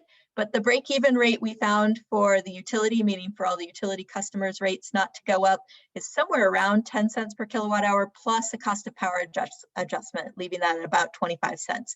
Now that's based on a whole bunch of assumptions. So we did do sensitivity analysis by varying various parameters, and we did Monte Carlo simulations on varying those parameters. So on the next slide, you can see that if we bump up that heat pump incentive rate before COPA to 12 cents, we get a better chance of having a net present value break or positive case, the green arrows, and a less chance of the net present value being negative in any given year, with the possibility of lower than average stream flows or higher than average operational costs or other things like that. So the utility can make sure that they keep things going well for all their customers and don't have to raise rates by making that heat pump incentive rate sort of as high as they can without disincentivizing heat pumps. On the next slide. So this is the same series of Monte Carlo simulations showing what happens to the customer net present value for that 12 cents. And they also have a really good chance of having a net present value positive situation with that 12 cents. But if you were to bump it up a couple more cents, they wouldn't be, that would help the rest of the customers. It would not help them. It would make their situation a little worse, but not too much worse. They'd still come out pretty much ahead. Next slide. So just wrapping up here, there's a couple of things that weren't taken into account. One is that there's split costs between the housing authority and the residents. So the housing authority has actually, since this report came out, I believe, has been putting heat pumps into the community. The rate is not in effect at the present moment, but the housing authority really likes heat pumps because of better indoor air quality, including lower humidity, less mold, as well as lower maintenance costs and a lot of problems avoided than between fuel heating. But they're not paying the electric bills, the residents are. But that makes if you give an incentive rate to the resident paying the electric bills, if they haven't had to pay for the heat pump installation, that makes their net present value better over the lifetime. So that is not in the report, but that's a positive thing actually. And then we need more experience to nail down some other parameters. So the true cost of the installation and how that split incentive is working out. The real energy usage of heat pumps. This report assumed that they'd be used for all heating because it's a pretty mild climate in Southeast Alaska. So they are getting the average yearly coefficient of performance above 2.5, meaning that they are emissions benefits for even with diesel generation and certainly with hydro moving to heat pumps. But there is often backup heating, wood stoves or other that may make the load lower over the year and change some of the assumptions. And then what is that coincident peak? Are all the heat pumps defrosting at the same time, or are they, as we might expect, doing that more randomly? And then what is the true hydro availability and excess hydro? And how does this move to, how can we move these results to other communities?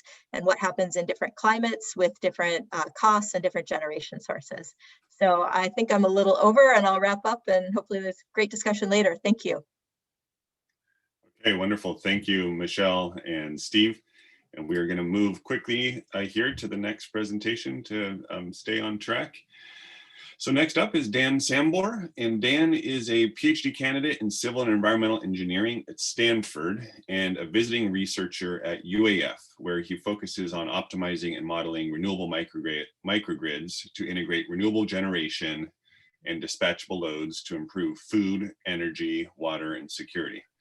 Dan received his MS in Civil and Environmental Engineering at Stanford and his BS in Mechanical Engineering from Brown University. He enjoys skiing, biking, hiking, and gardening. So over to you, Dan. Thanks for that introduction, Isaac. Let me share my screen here.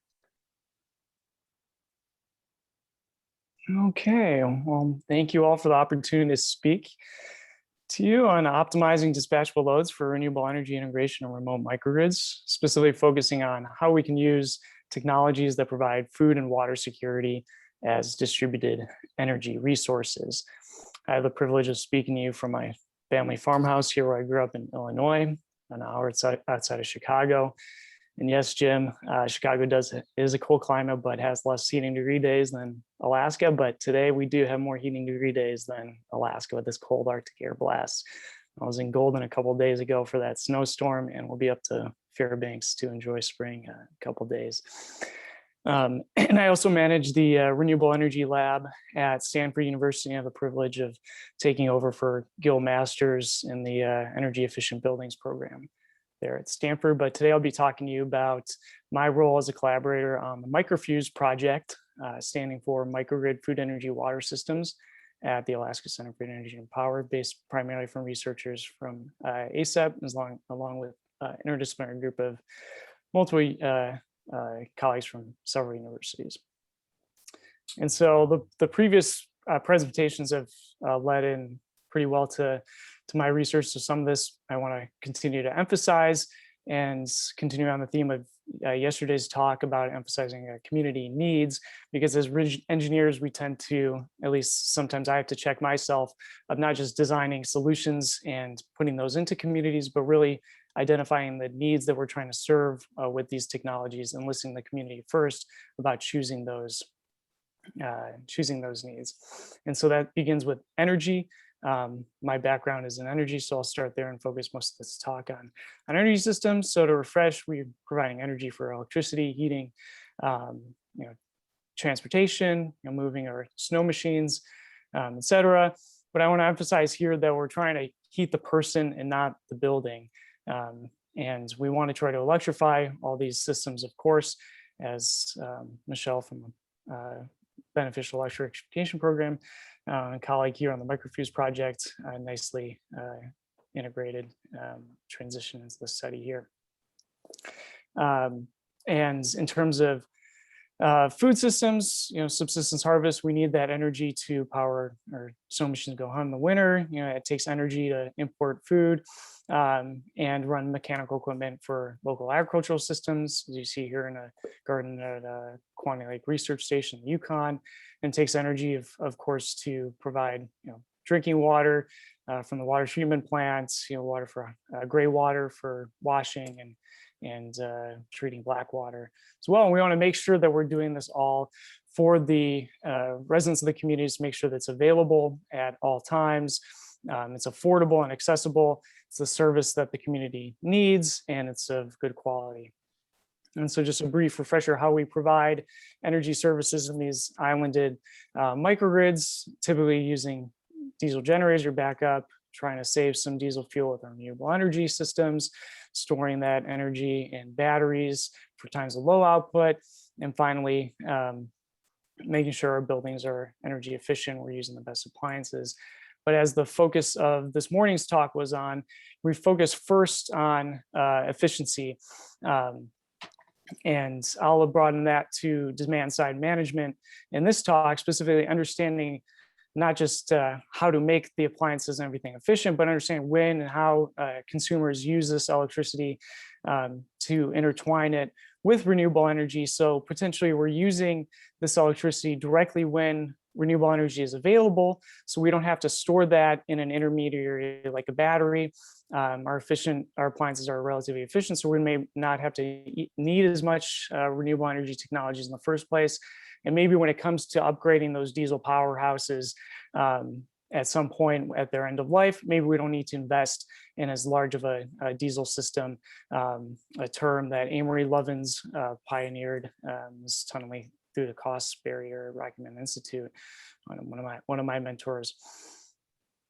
So this aspect of designing microgrids around the demand side first is not completely novel, but studying this as part of the entire food, energy, water nexus in communities in direct collaboration with communities in the Arctic is novel, and that's what led to the microfuse project funded by NSF.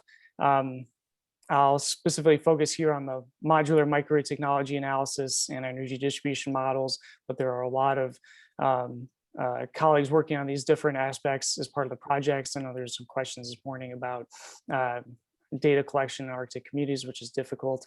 And we have some very talented researchers working on that. And yesterday, I know Brian brought up the aspect of this dichotomy between research timelines being long and NSF projects, dissertation takes several years, but we need to deploy solutions at speed and scale in these communities in the immediate term. And I've had the privilege of visiting several of these communities, but you fly in at -40 in a water treatment plant, pipe bursts, and now the community doesn't have water. You have to drop that research, task for that specific time period and help people thaw pipes. So there's definitely, more immediate things to focus on. And I want to emphasize that this research project is really a unique capability to work hand in hand with our communities to understand what they need first and help inform decision making as opposed to the other way around.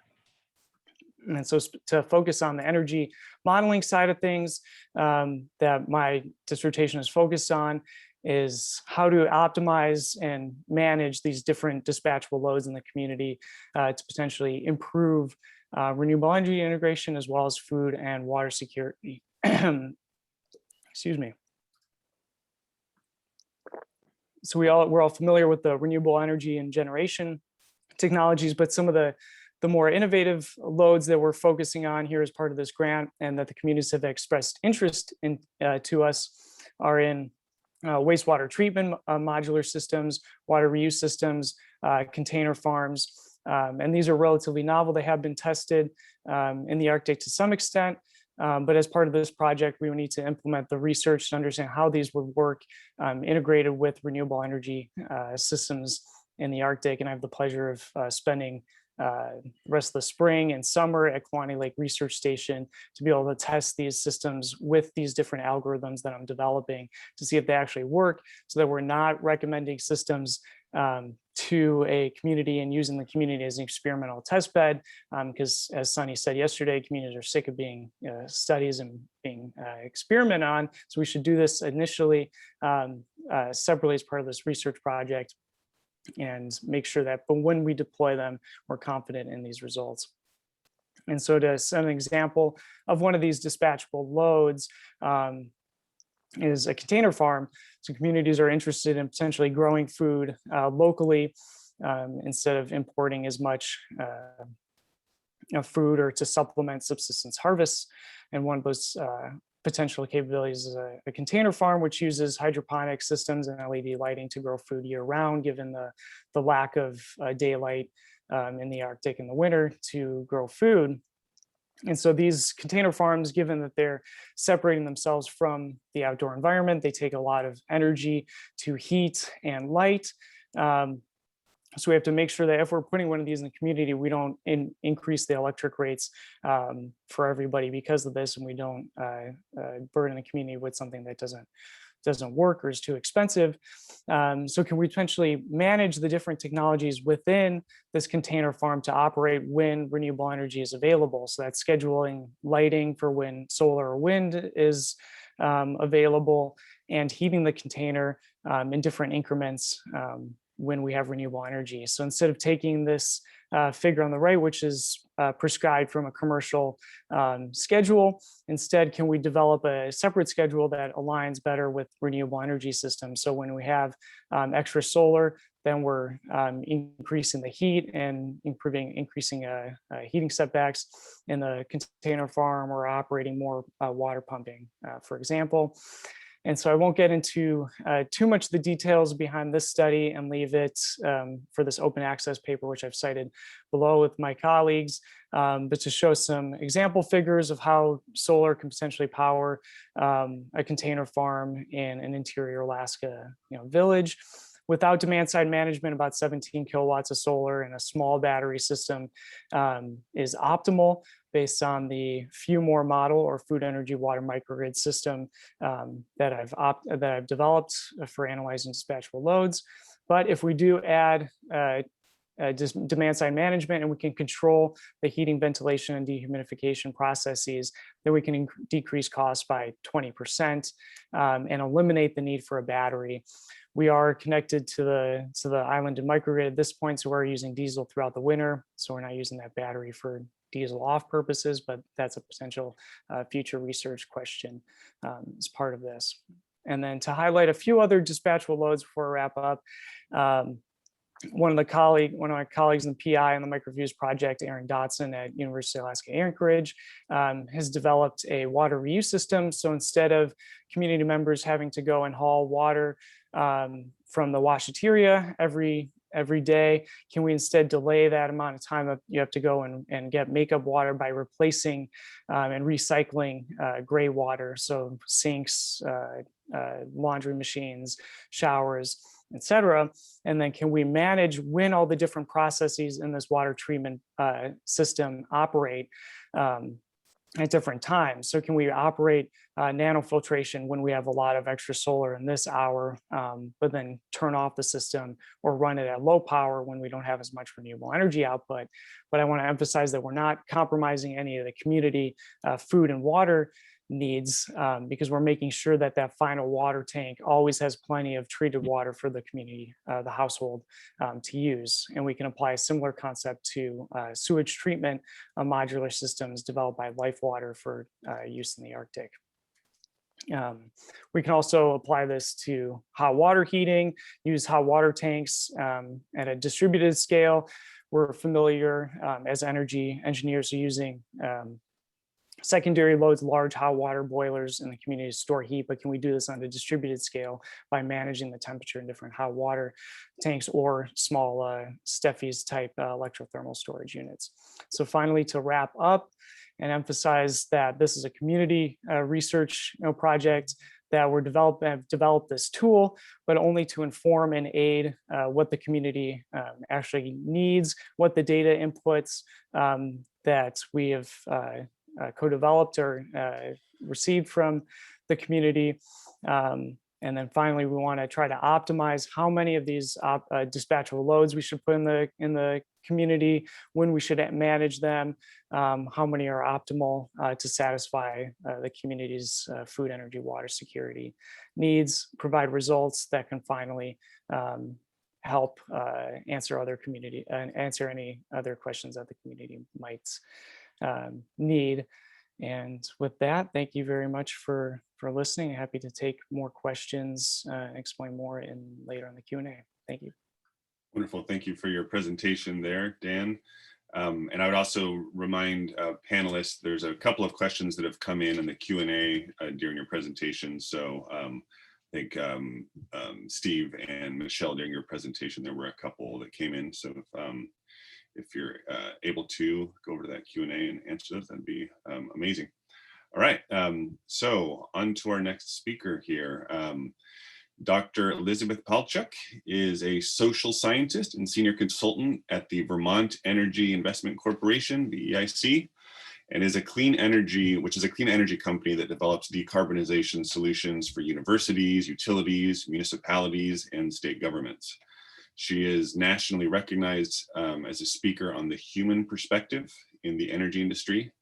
And as an author on the Energy Equity Project, she is helping to guide a national approach to data collection on metrics that illuminate the inequities in the energy system. Elizabeth has a PhD in natural resources and environment.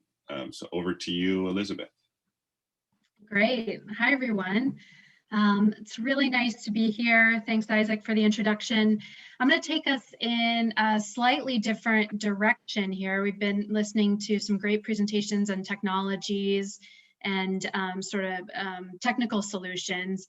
And I'm going to bring a social science perspective to, all of the work we're doing and all the problem solving we're doing in rural Alaska. I'm coming to you from rural Vermont. And my internet has been a little spotty the last 2 days, but I think it's in a steady place here. So hopefully it'll hang with us. So I work for VEIC. We like to call ourselves a small think and do tank. We're on a mission to generate the energy solutions the world needs. We work all across the country, including in Alaska. And we have a couple of solid home bases in Vermont, Ohio, and Washington, D.C. I do a lot of work in Wisconsin, Vermont, Tennessee, D.C. And these are the solutions that we bring to the table. We're pretty focused on demand side solutions with a firm foot in energy efficiency. We do flexible grid, clean grid solutions, work on transportation, and really have a team of social scientists. This is part of what I lead in trying to bring behavioral science to the challenge of addressing climate change. So I'm going to talk about the human perspective, but one thing that I want to begin with is to just ground us in the fact that social science and behavioral science for program design is not separate from a lot of the conversation that we're hearing in the clean energy industry and across our country around diversity, equity, and inclusion. This is really about bringing kind of the people piece to these technical conversations. It's really crucial. I'm not a trained engineer, but I work very closely with our engineers and trying to make sure that we're bringing those perspectives into the room, to the table when we're coming up with our solutions. And so I want to point to an appointment that that the Biden administration made just recently. They appointed Shalonda Baker, the first Deputy Director for Energy Justice, and she called out the fact that structural racism and inequality is baked into our energy system. And there were lots of great conversations yesterday about equity and rural customers and tribal communities. This is not different than those conversations.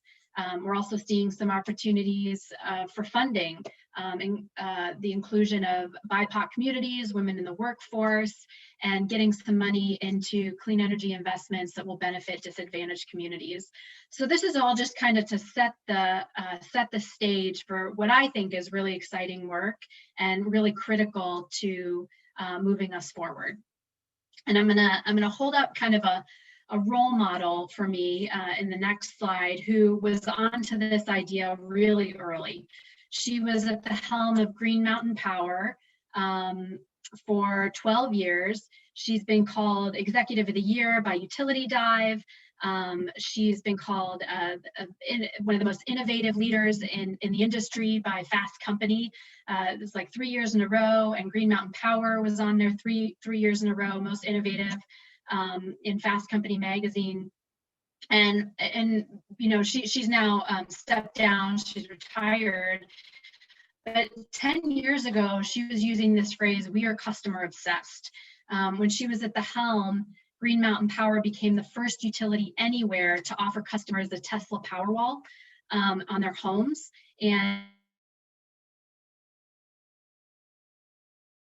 And she so this intense focus on customer needs, what's in their head, what they're excited about, what their barriers are, there's a real business case to be made for this perspective. Oop, I'm moving things around down here and I lost my button. Okay. So the question that I would ask you as we're talking about all of these really innovative solutions is, who are you trying to reach? What do they care about, and what are their challenges? Those are key questions that anytime we're developing renewable energy efficiency solutions, we should be constantly be thinking about the fact that at the end of the day, there's a person at the end of all of this. And I know a lot of you are thinking this way, so I'm just encouraging us to continue thinking this way.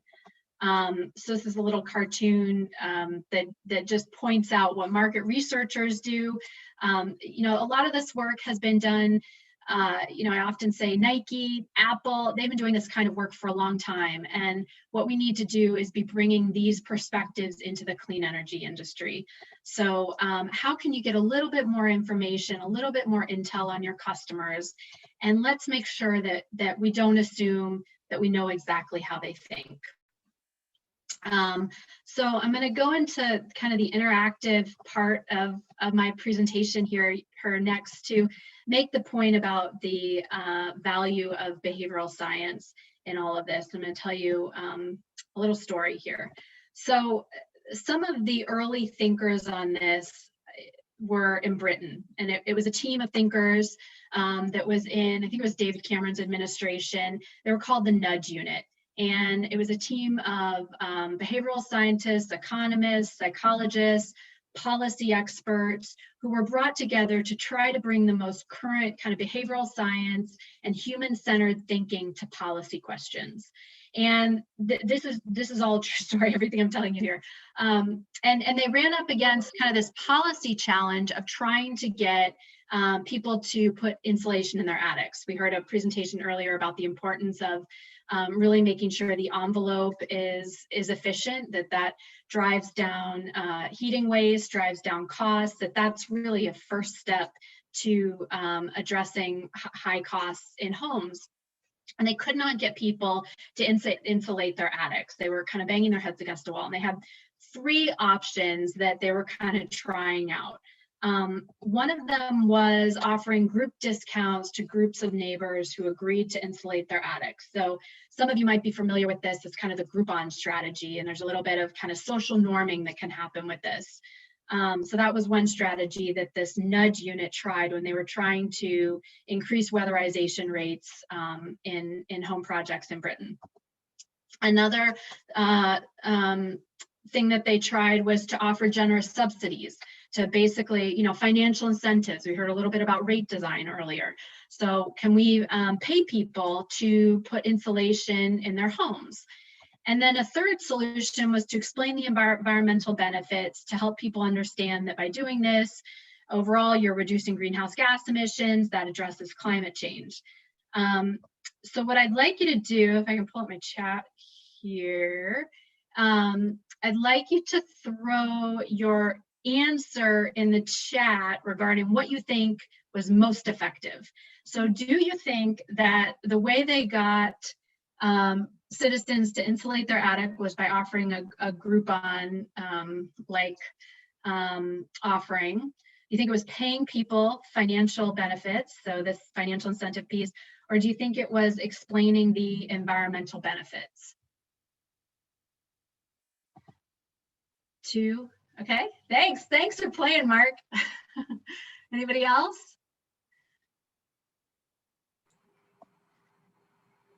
Don't worry, you can be wrong. This is a supportive group. We're among friends. Caroline, thanks. 1, 2, okay. So I've got a couple for the financial incentives. I've got one for the kind of social norms, a Groupon strategy. At least so far, no one has chosen number 3. Okay. Thanks for playing, Mark, Caroline, and Kevin. I really appreciate it.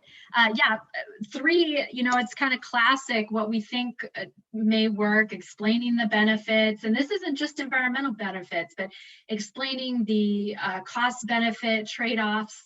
I think we often think that that's going to get through to people, but as we're seeing, all around us, information can be manipulated, and simply telling people about the benefits often is enough. Great, I got more players here. Okay, 1s and 2s.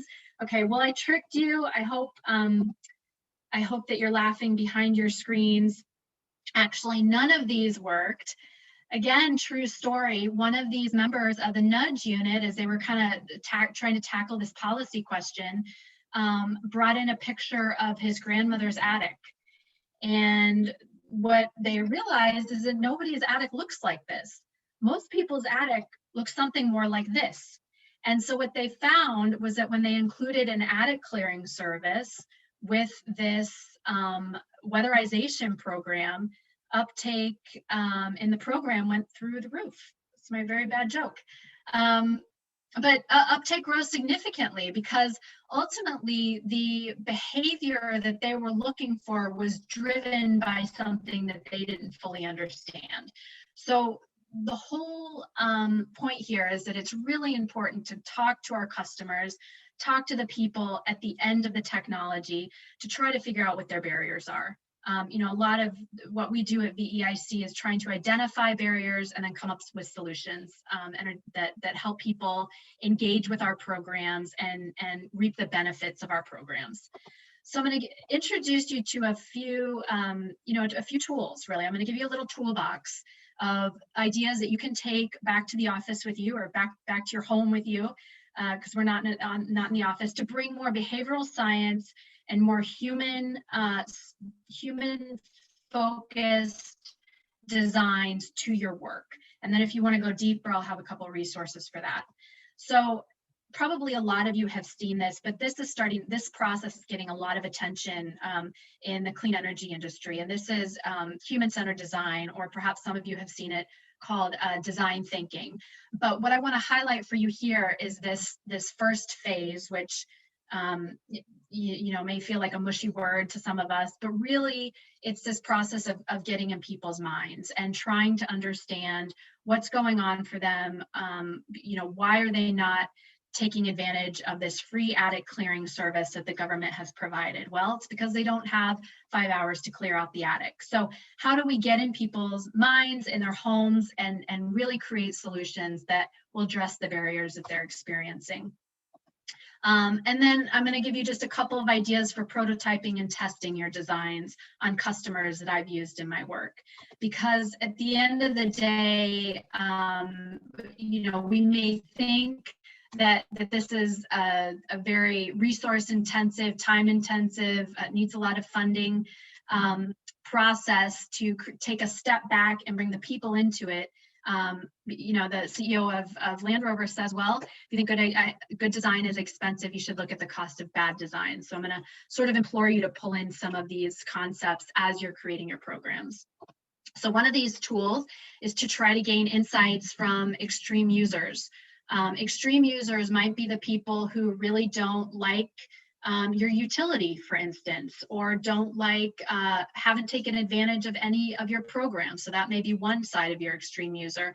Another side of your extreme user might be your really excited customer who has taken advantage of many of your programs.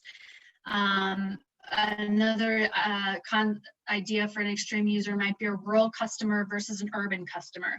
In this case, this is just a graphic to show that if we were designing a walkable, bikeable city, the majority of the people might be in the middle and we may design for them, but there's other considerations that might be extreme users, young kids on scooters, for instance, or someone in a wheelchair. So how can we get not just sort of the majority perspective, but also touch in from users that are not part of the majority?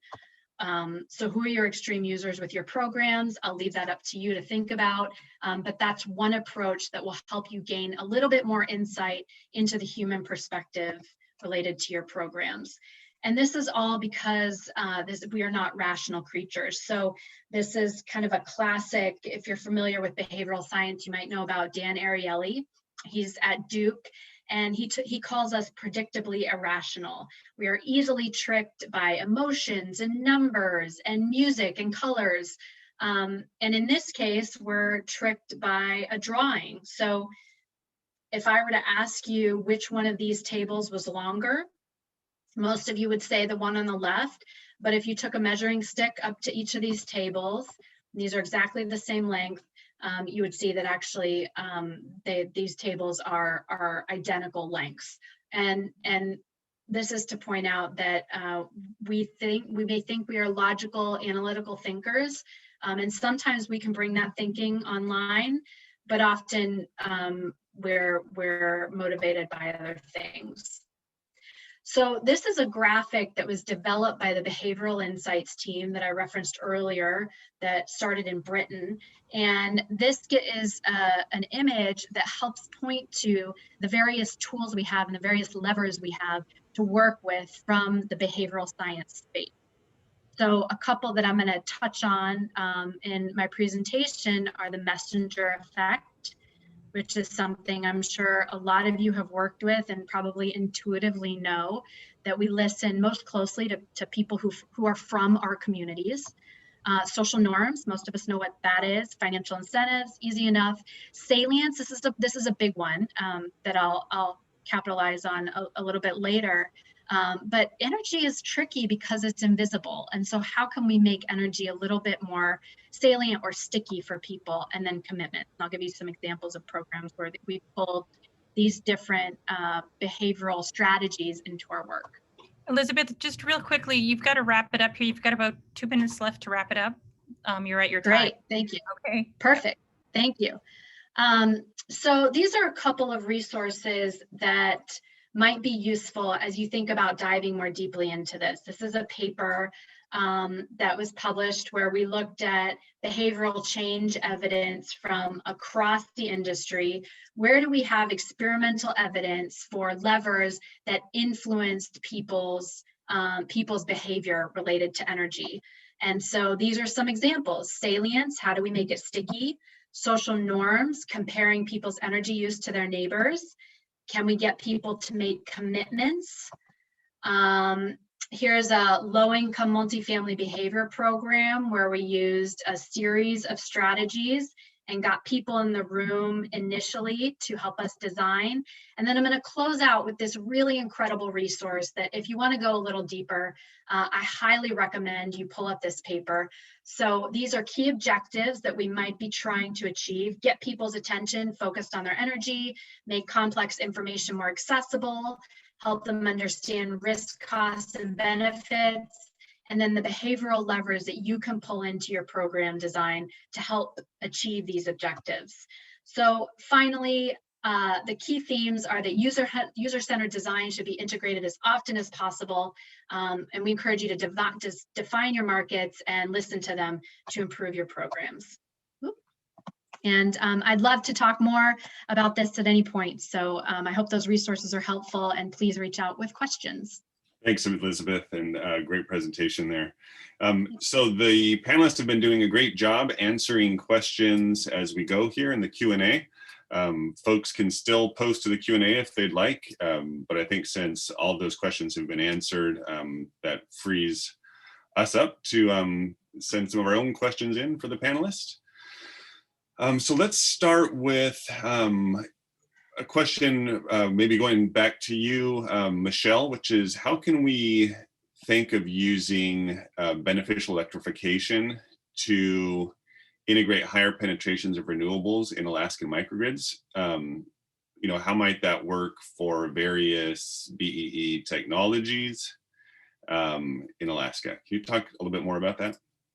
Yeah, absolutely. And I would guess that Dan would have a lot more to say on this as well, since, you know, he's kind of got the model to put the proof in the pudding. But, you know, it is different for different technologies. Heat pumps, for instance, are sort of not as dispatchable or deferrable as some other things. So, you know, this heat pump study for cake, people want to heat their houses when they need to heat their houses. And my understanding is the technology is not really happy with being quickly turned on and off and works most efficiently even without setbacks. So, you know, in this case, it does help use some excess renewables in season. So especially if you have excess wind or excess hydro in the heating season, then it helps you helps the economics of that renewable project work out. So that's kind of the most straightforward thing there. But with something like an electric vehicle, you know, I just bought my first used EV and I plugged it in while my solar panels had excess solar on purpose over the weekend, so I could be charging on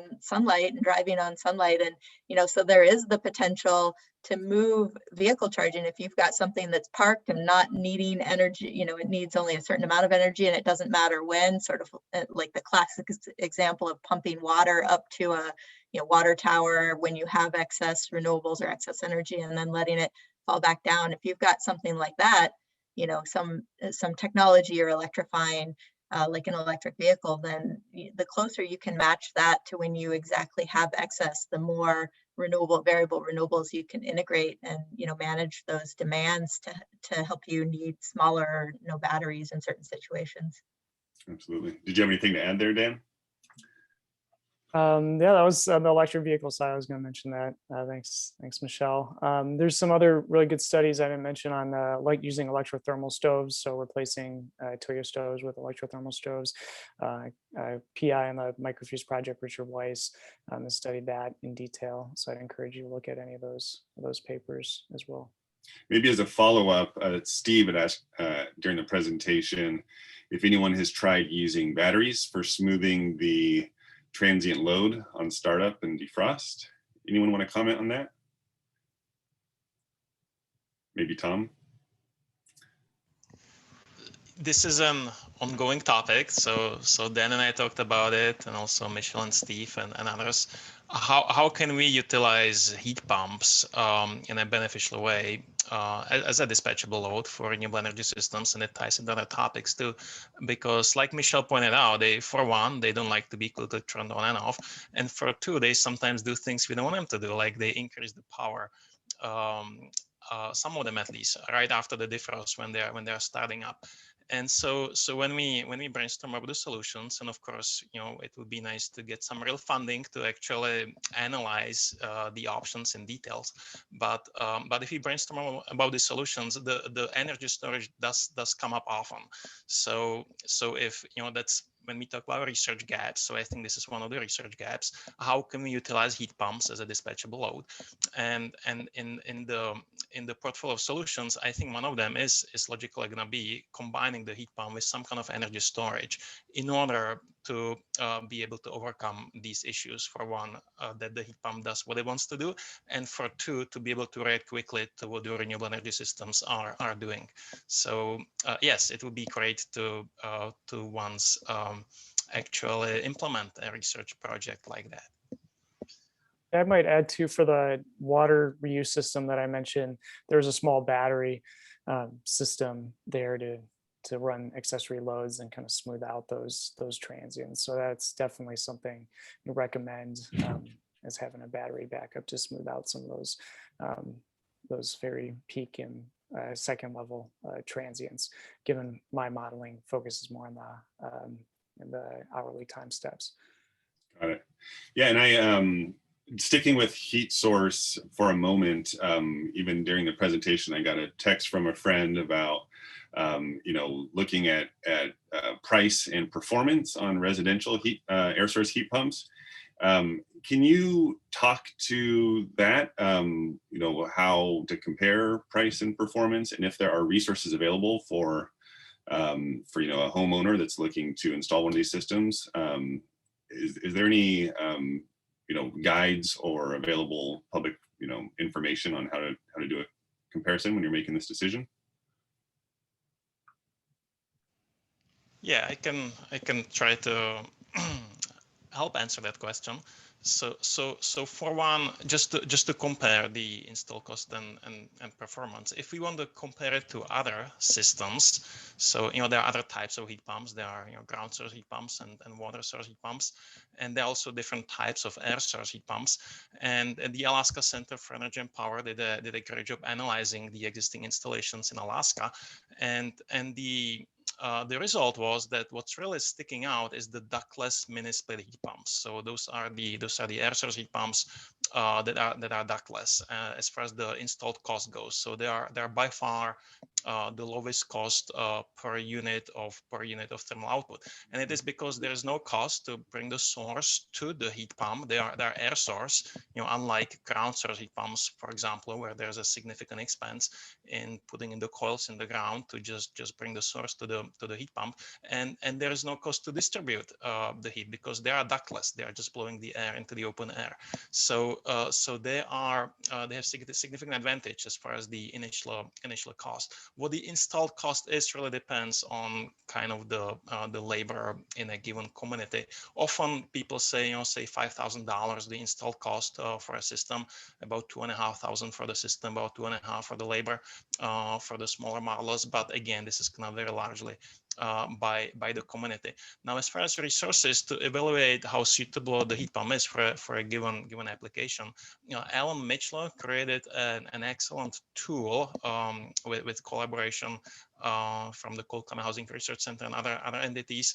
It's the Alaska mini split calculator, and I can put it into the Q&A for everybody, the link to that. But it's an excellent tool utilizing the knowledge that we currently have to evaluate how feasible a heat pump is for a given location. With the understanding there's still a lot we don't know. Like I pointed out, there are gaps as far as how the heat pump behaves with different levels of thermal loading, for example. But Alan did an amazing job compiling the knowledge that exists to come up with the best estimate of how the heat pump is going to perform in given locations in Alaska. So I'm gonna get over the mic and I'll just put the link, or Alan just put it into the chat. So I guess I'm assuming all participants can see it, but if not, I'll let moderator then transfer it to where it needs to go for participants to see it. Great, thanks Alan for putting it in. I'm getting off the mic.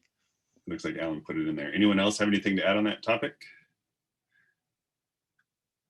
Okay, and here's a meaty question that could easily take up the rest of our time, I think, if we're not careful here. But wondering, should we be rethinking where the meter is? And in other words, should utilities in the North be thinking about owning and maintaining heat pumps or on-site storage or EV home charging equipment or PV panels, et cetera, et cetera? Should we think about the meter location becoming flexible or virtual? Thoughts about this? Is this even feasible technically, institutionally? Would customers like it? Curious to get everyone's thoughts, and whoever wants to jump in here first would be great. Maybe starting with you, Steve.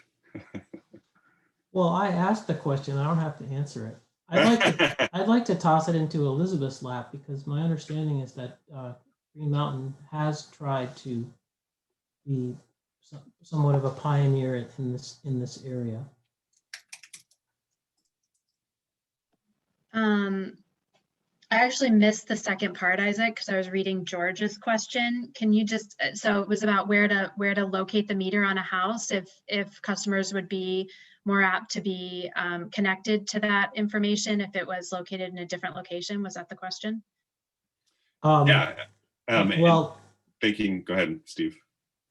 not the physical location, but the point at which the meter demarcates what the utility is doing versus what the customer is doing. So if you have a Tesla Powerwall, for example, is that better placed, quote unquote, in front of or quote unquote behind the meter? And my question was, could we start to think of the meter as something that is customer specific and could be, virtually put in the right place for the different applications or for different customers for that matter? Yeah, I love that question. I wish I had some research to point to so that I could answer it with more depth. The thing that comes to mind, are you familiar with sense monitors?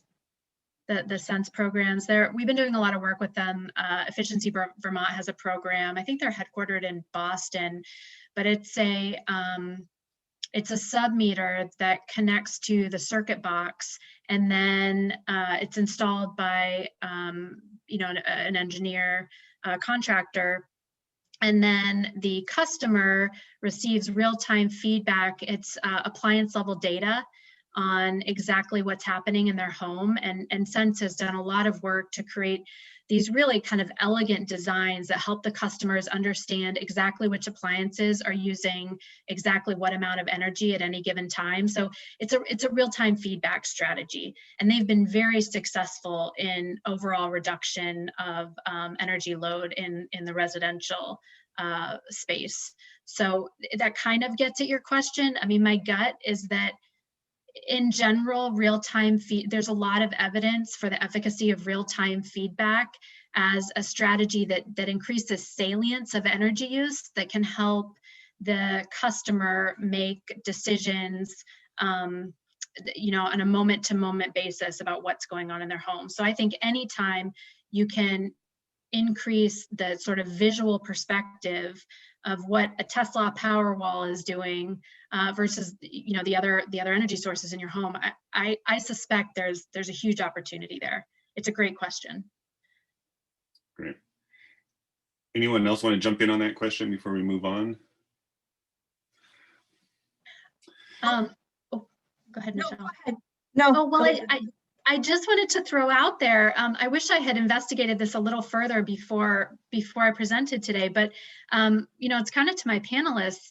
We have a story at Efficiency Vermont about an air source heat pump being installed in this was an early adopter, a customer who was really excited about this, got the air source heat pump installed, and a few months later got a frustrated call from this customer that he didn't see his energy costs going down. And so our Efficiency Vermont team went out to his house, and apparently there was like a lever that hadn't been switched to an on switch or something. I should have gotten more details on this, but it's I guess I'm curious if anybody has run into this, but I guess I'm trying to make the case again for bringing the human perspective in. It was like, it was this really exciting piece of technology that he had paid for and got installed in his home, but there was a setting that hadn't been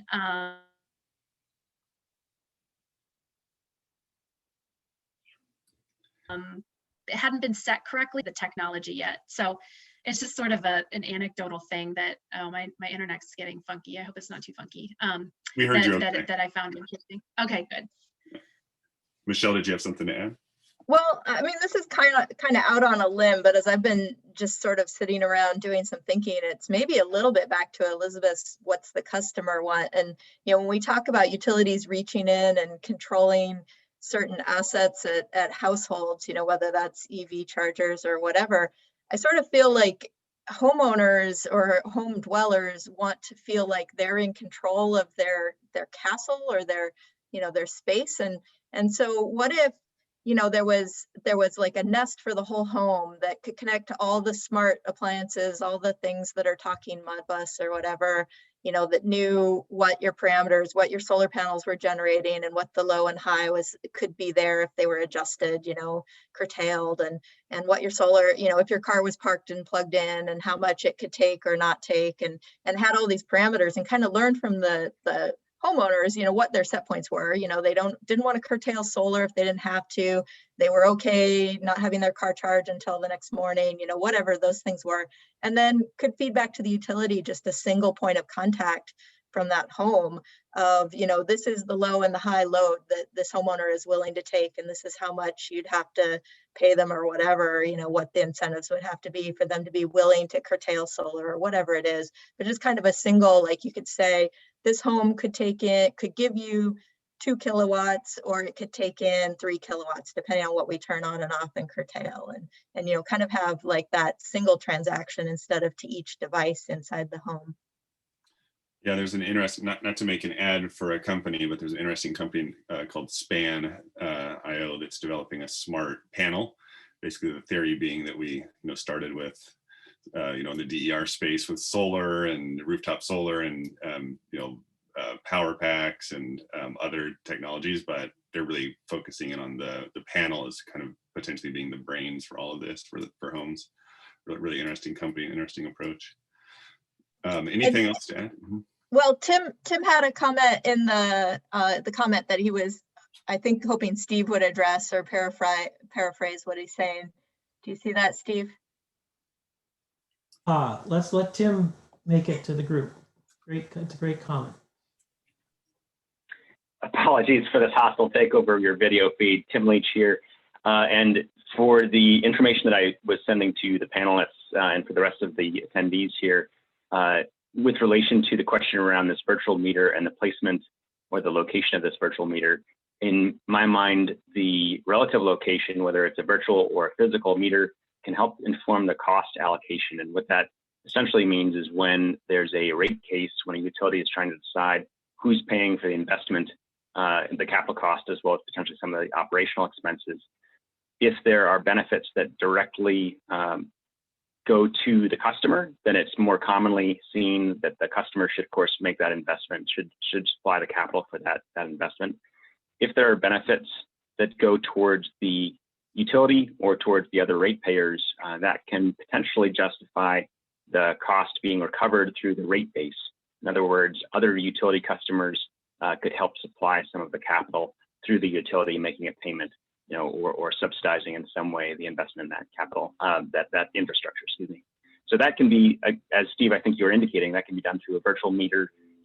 Finding where those benefits are is helping, is being informed by monitoring and measuring where those benefits are. I'll give you back your feed. Thanks, Tim. And wanted to make sure that we saw that question over in the Q&A from George asking about, for VEIC, are there recommended practices for how people from outside a community can most effectively engage with the community? Background familiarization, building trust, recurring contacts, etc. Did you want to talk about that here a little bit more, Elizabeth? A lot of folks over the last couple of days have spoken about keeping people at the center of energy projects or any kind of build out of new infrastructure in communities. And I think what you were talking about earlier is what an actual approach or toolkit is to do that. Can you talk a little bit to George's comment here and maybe share some other recommended practices? Yeah, thanks for the question, George. I like our vision statement too. And before I go there, I just want to kind of point to, well, I guess reflect back what I was hearing from Michelle and Tim, which is in part like the importance of agency. And there's evidence for this in the research that that's a critical piece of kind of changing behavior, is that people need to feel like they have control and they have influence. So I just wanted to flag that. And then in response to George's question, yes, there are absolutely best practices. And the two that come to mind in this moment is the messenger effect, which I touched on.